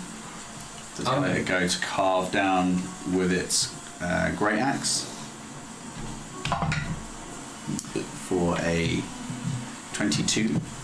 Hits. So that is going to be 32 points of slashing damage, halved to 16. Hello. And with you, Sayri, starting to actually now approach, you just see it kind of reach its hand into the wall and just scatter a load of rocks at you.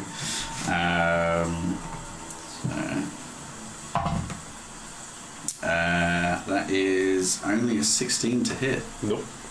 So you actually manage to raise your shield up as all of these stones start to pelt the ground around you, almost like a trebuchet has just launched a load at you.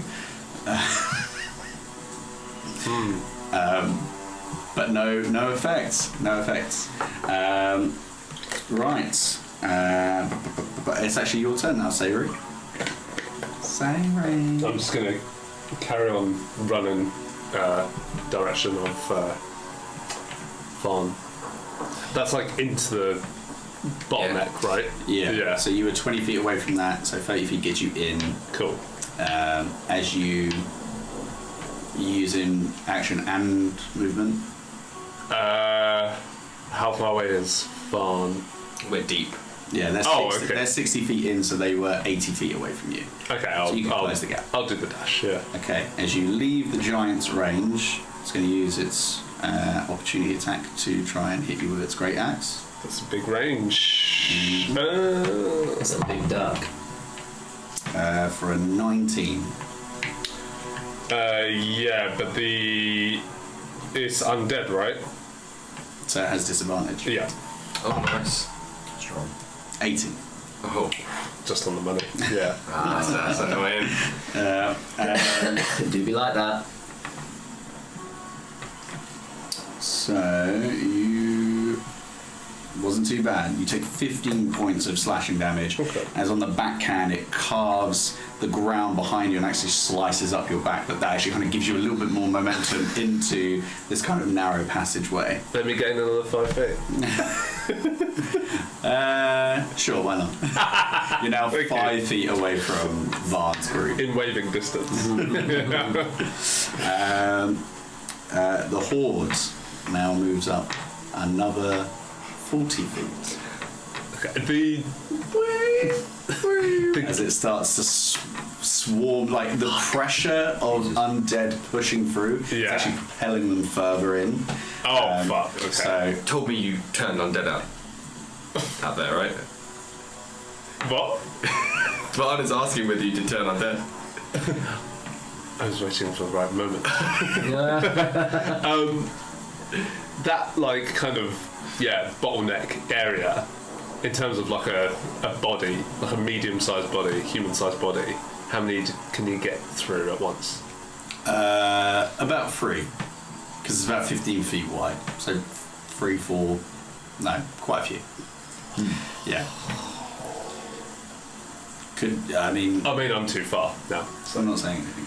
I'm not saying. I'm joking. As your kind joking. of paralysis ends, you kind of look over your shoulder and you can just see undead clambering over themselves, constant, Jesus. crawling at How you. far behind are they? At this point now, they're about 40 feet away from you. Okay. So that kind of brush line, it's you can hear the rumbling and you can see bits moving, and then just all of a sudden bodies just spraying out from the Fucking trees. hell. That's fucking mad. But it is now your turn. Cool. Could I get you to make a Constitution saving throw for me? To break out of this. No, Yeah. to something else. Oh, Yeah. good. Something worse. 3. Okay. The cold emanating from this giant, you feel it in the deepest parts of you. On this turn, you can only make 1 attack or 1 bonus action. So you can move, and you can only take one of those 2 things. I can use bonus action to dash. Yeah. So I'm going to use dash. with my movement. 60 feet. 60 feet. So you catch up to these lot, and now you're all 60 feet deep into this tunnel. Yeah. As you do, no, because it's already used its reaction. So you're all 60 feet up, but from this point, do we blow the cave? How do we do it? Yeah. I mean, does anyone have a means? Can we close the door? No. I mean, I can summon a guardian to stand there for 8 hours. It's not going to well, that was the end of your turn. Yeah. Oh yeah. We're talking. Shit. Hey, you can do that on your turn. At this point now, the giant kind of like holds the edge of the cave entrance, too small for it to fit in, but looks down. I was the first one in, so I'm probably furthest away. You are probably the furthest away. Probably. I got an extra 5 feet of a push. Okay. So I'm only 5 feet away from you now. You've got that coin there, right? From Game Tea? Oh, that lovely Game Tea coin. Could you flip it for me? Heads, it's Sayri. Tails, it's Satine. It's tails. Death side. Wait, who did I say that was? Oh. This chump. Okay. So honest. Yeah. Him. I believe it. Action replay. Cameras. Satine, could you make a Constitution saving throw for me? Fucking hate you. This con save's going to be death for me. Literally. 14. 14. The +1 is always a bad day on a con save. You take 30 points of cold damage, halved to 15, and are paralysed. Fuck's sakes. I get. Okay, I know. Don't worry. We got this. But that's it. That's all it can do. Sayri, it is now your turn. So as you're running, just like 5 feet ahead of you, Satine just stops as she like looks over her shoulder.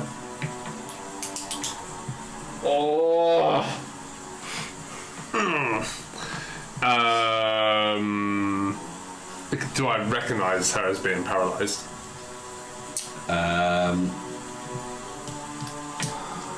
You saw what happened to me earlier, if that helps. Oh yeah, that's true. You ran past me, right? Saw you frozen. Yeah, I thought you were just frozen in fear. I'll tell you what, you can make a quick medicine check. It doesn't barely ever gets to be rolled, so. Day 20. Day 20. I knew I took proficiency for a reason. You can see that there is like almost like a deep blue coloration to Satine's red skin, specifically around her joints, which indicates to you that she has perhaps been frozen in place. And now the question is, do I have a spell to get paralyzed? If you have warriors, now is the time.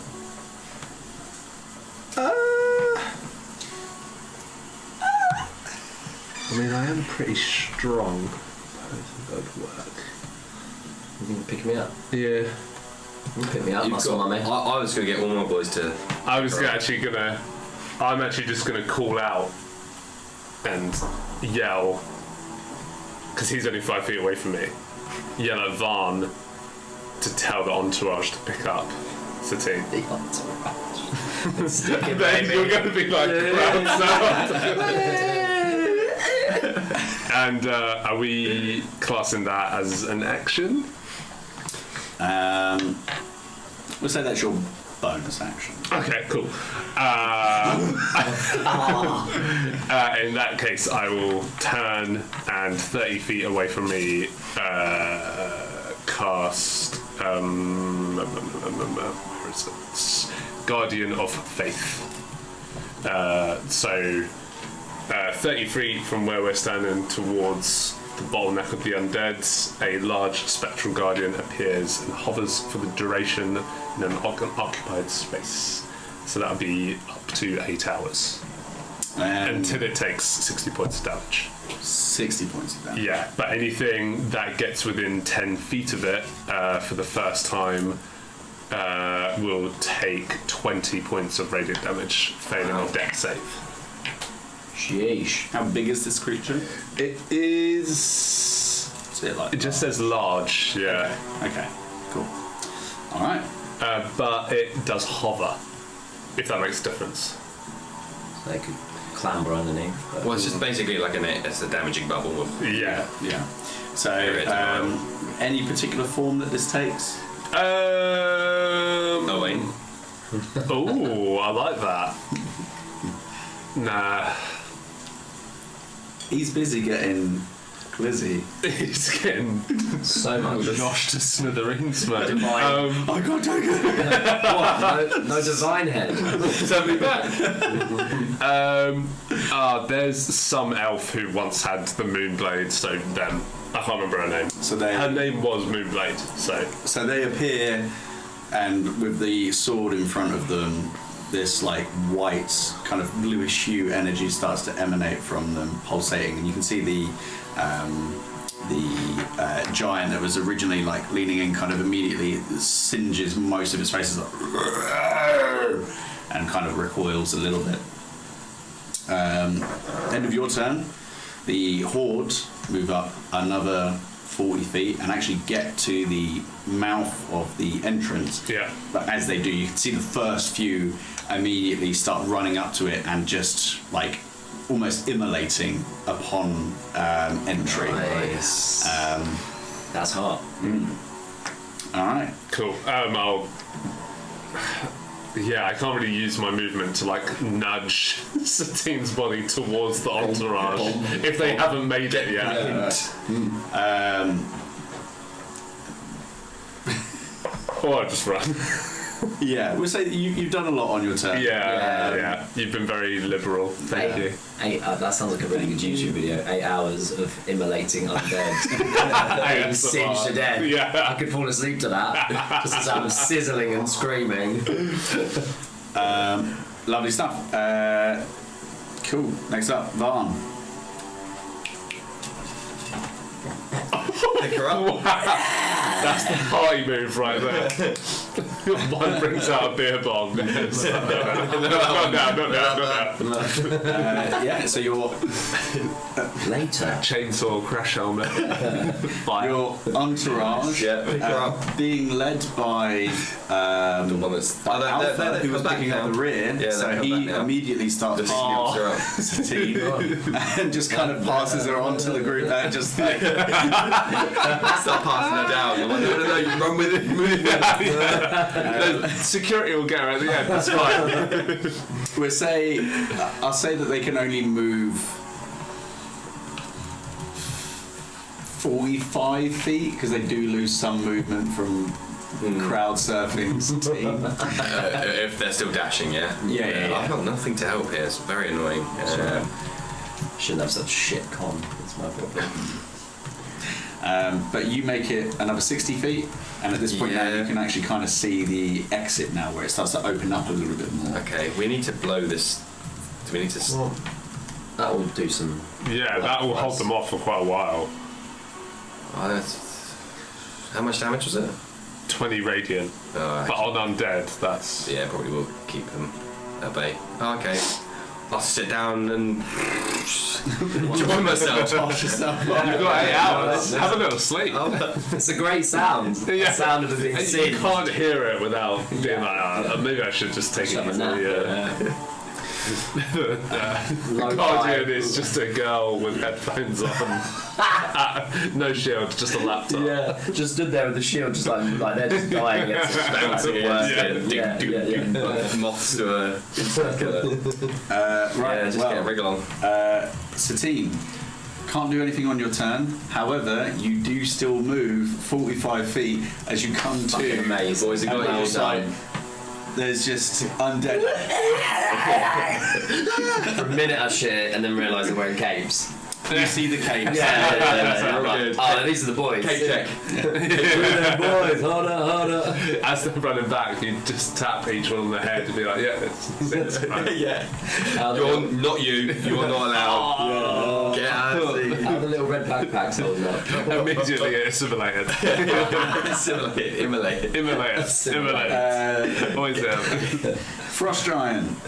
Too big to fit in, and unfortunately its freezing stare only has a distance of 60 feet. So it cannot do anything. It can still hurl rocks at you. Bowl them down there. Yeah, it's got a range of 240 feet, but we'll say that because of the passageway and the tightness of it, it can't quite get enough of an angle on it. Strike. Nice car. Sayri, is your turn. Oh, wow. They're 60 feet ahead of you at the moment. Because we've legged it up. 45 feet. Oh, right, okay. I'm just going to dash up to them. Dash up. Dash up. Alright. Dash up, baby. Movement speed, dash. Yep. Cool. As you are the one on the rear, as you're running up, you turn, and as you're kind of what's it, Spectral Guardian? Guardian of Faith. Guardian of Faith is stood there. At first, yeah, corpses start to slide past it, kind of drifting either side, but eventually, moving at 50 feet, the undead slowly begin to swarm it. Oh, fuck. Creating almost like a bubble around it, where there's just constant corpses burning and climbing over and burning and climbing over until they start to wash past it. Certainly slows them down, and they don't get their full 50 feet of movement. Okay. So they only get like 20 feet up, but there's now just this horrid stench of burning flesh, and just undead starting to like clamber up the walls. But yeah, and there's just like the little bits of light coming through from your Guardian of Faith. So slow them down, certainly. That was the plan. Anything to blow the cave in? I think it's time to blow. Are you about to fucking blow? Are you about to blow? Oh. I don't have anything to blow. Me neither. Oh, there's talk of like blowing the game and there's nothing. We ain't got nothing. I thought you had like dynamite. That's why you kept bringing it up. No, that's because of the last game. Oh. Fantastic. I guess we're going to keep running. Keep on running. Just keep on going. Run until we hit the boss and then die. Yeah. All right. Can I look around to see if there's any like caverns or anything? Sure, make a perception check.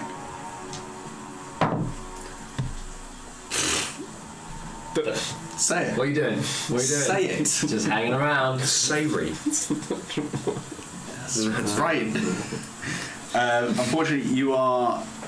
This is a lot, and all you're focusing on is getting out of this tight passageway. Somebody the other way around. That's the silicon Lovely stuff. Right, that's the whole turn. Varn.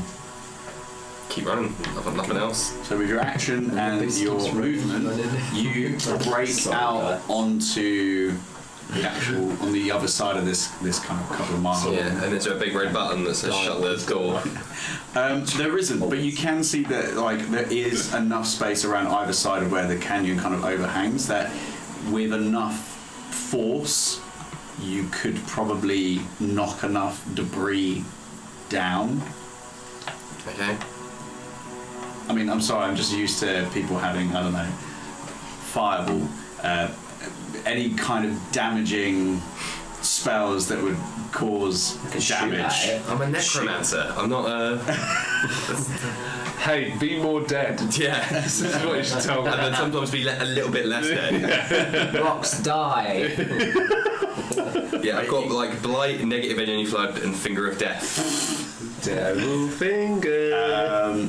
Cool. Well, I mean, Contact other plane. You know that you can do that. To die. If you've got some blunt weapons, you could probably. I'm just gonna throw rocks at the other bigger rocks and hope that it. Chisel, get a chisel out. I got a warhammer. I'll tell you what, you whingy little bitch. Make an investigation check. Really wanted that to be on that one. No, that's fine. 22. 22. I will say that with enough understanding of the Earth, Geology. there are certain points that if you were to direct your companions to strike in these places, it could cause enough structural damage to fill the canyon. Fill the canyon absolutely up. How'd you get so canyon? Always so canyon. I was born canyon. Just eroded that way. Yeah, I rode it down. So yeah. I'm withering. Yes, I am. Satine, it is your turn. We've all dashed out, so next turn. Where am I now then? You're like 12. I'm still being carried by the You're undead. still 6 feet above ground. You're 15 feet away from the exit. Okay, so I'll just jump forwards and keep motion going. Thumbs up to the boys behind. Outside the mouth. Just use my 30 feet of movement. You're there. Hello. What do we do? I'm at a loss for words. We could potentially cause a cave-in if we have time. Yes. Just get cracking over there. Should I shoot it? Here's a dagger. I'll shoot it because I've got it. Shoot it with the thing. Yep. Does that do anything? Shoot the rock. I'm gonna roll damage. Do I get sneak on it? I will attack the rock. I will say you would probably have a better time with this if you use the rear end of this, if you used any kind of bludgeoning. To be fair as well, I wouldn't do it yet because Sayri's out. So I will know what to do and move towards it and hold my attack. Have you got any pitons? Pythons? When I was setting up, I literally skipped the basic adventures. So I would have done if I had just added that. So. And what items do you have? I've got my dagger of venom. Yeah. My crossbow. Poison the cave. Another dagger, the blood rot, and a sending stone. Okay. Probably best to use the butt of the the crossbow. Heroes of the world, everybody.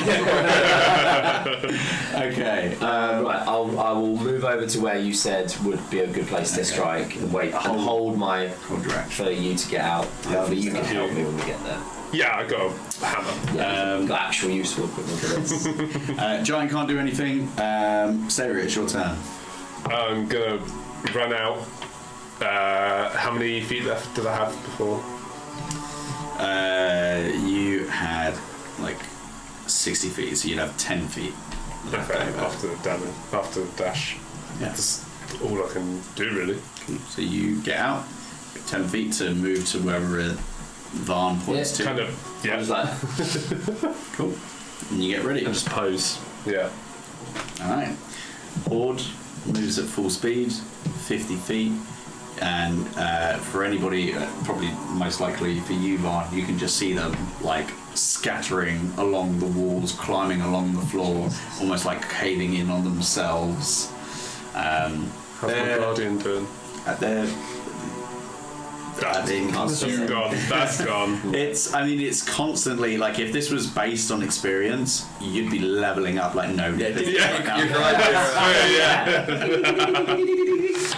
So I'm level 30 now. your guardian arrived and was like, "What the fuck, dude?" What the fuck? Instead of a challenge. So it's just like spewing corpse like dust. But they're now about 70 feet away from you. Oh. Alright. Now it's back to the top of the initiative. Wow.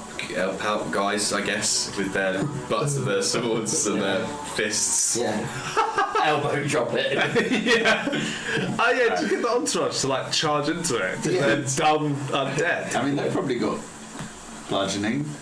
If you throw an undead at a certain speed at an object, how much damage does it does? If it's an entourage, there has to be one that's like a muscle guy. Well, how old do you have to be in an entourage? How would you have to be to join this entourage?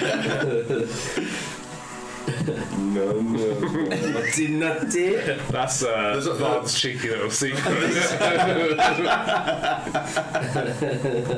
The zombies have got bludgeoning fists. Okay, so they take the other side. Even they're like, okay, boss. If I can say so. They take the other side. You guys have got your side, right? So this will be. We say that this will be a group skill challenge. Are we flanking it now? Yeah, I think we get advantage. Yeah. So this will be athletics. Yeah. I will give you advantage because you rolled high enough to kind of know where the structural weak points would be. So that is advantage, athletics check from everybody. So a singular roll for Zombies versus the wall. That is important. Yeah. What is athletics based off of? Strength. Sorry, are we all doing that? Yeah. Athletics, did you say? Yeah. With advantage. Natural 20. Second one of the night. Oh, So 18 from me. Good team. Success. 23. Nice. Success. 21 with a natural 20 for my zombos. 2 successes. And then for yourself as well. Oh, I'm not helping. You said you were helping. My entourage. What the fuck am I? Yeah, punch it. Stretch it with your claws. Wow, okay, so that would There's be like- one failure. There's like 3 zombies. That's 3 times as good as I'm ever going to do. So. Yeah, they're taking care of one side, and then you guys were handling the other side. Alright, I'll micromanage. Over there. Like that, is it? I mean, Yes, I would do like that. luckily, even if in a very Quinn way, Vaughn was to just stand there are still enough successes for the walls to begin to cave in. Good. Well done, All I can guys. think of is like we're just like smacking away, and you're just watching, and then you get bored. Let's say you come over to help, and then you go to Steve, you're like, "Yeah, I've got one of them cigarettes going." They're busy, yeah. But and the cave walls begin to crumble in as the undead still continue to try and push through, and just boulders are taking them out and crushing them until it actually creates like a compact, like kind of semi-curved wall where there's just various limbs, blood, faces kind of pressed through, and some of them are still trying to reach for you, but this seems to have done the job in blocking this passageway. Did maybe a couple get through and then died? Somehow. Somehow Palpatine. Do you know what? I would have held my action. There we go. Right. To kill them when they came through with something, a spell, Ray of Frost, Sure. whatever. I love when the players are invested. You killed my boys. Come back to my child. Yeah, I did kill you. Sure. Excellent. How many are you going for? Just a couple. Just literally just like 2. Just 2? Okay. Roll a d20. 10. And a natural 1. Okay. I will say that you only got 1. That's fine. There you go. The other one was switched. Well, breathing heavy, you manage to kind of push yourselves away from this closed-in canyon exit. But as you finally direct your attention to your objective, you see this jagged kind of horizon line, razor sharp, lack teeth biting into the kind of darkened grey sky ahead of you. You see hundreds, if not thousands, of tents, catapults, other various weapons of war, kind of in a kind of littering this clearing ahead of you, this kind of mountainscape. And at the base of this mountain, where most of this seems to be kind of facing, is an ebony fortress whose details you can only somewhat kind of make out even from this distance, kind of a good 500 feet away, are only visible from a few torches that seem to be kind of lighting the ramparts and the external walls But at the apex of this fortress is a steady, pulsating green light that shines over just about everything within this area and kind of creating these long, drawn-out shadows that kind of light over you from all the debris. And that's where we're going to end tonight. Woof. As you pass the Valley of the Giants. Hey, well done. Nobody died. Almost. Yeah, getting closer. Well, sorry for a late one, but hey, that's 1 shots for you, right? 3 shots. 11 shots. Now I have 12 shots. Shot. Thank you so much for joining us.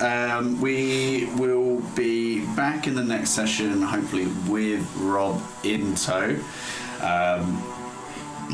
Excuse me.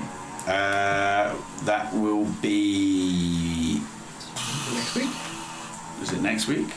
Because this is an off week, right? So. Yeah, I mean, I'm easy. We'll put it out on the socials, which, by the way, make sure you remember to follow us on the various social media platforms: DDandD Pod, Twitter, TikTok, Insta. Threads. Pick your poison. Threads now as well. Yes. I don't even know what you do on Threads. Is it You weave. you weave a basket? That's it. Damn. There's something on there like the Fedverse. Yeah, like FED. Like, Yeah. like Fedline. Ooh. Like K-Fed. I don't know if I like that. Also, of course, check us out on YouTube. The edited versions will go up there, and any kind of bonus content that we have that will also go up there. Don't forget to check out Thinking Critically for some more highbrow entertainment for you yearnful listeners. And of course, Game Tea. Check them out. Discount code TheBrigsy. That's THEBRIGGSY. Just letters to get yourself 5% off your order. I think that just about covers it. We're all very sleepy boys, so we're gonna love you and leave you. Bye bye, everybody. Bye.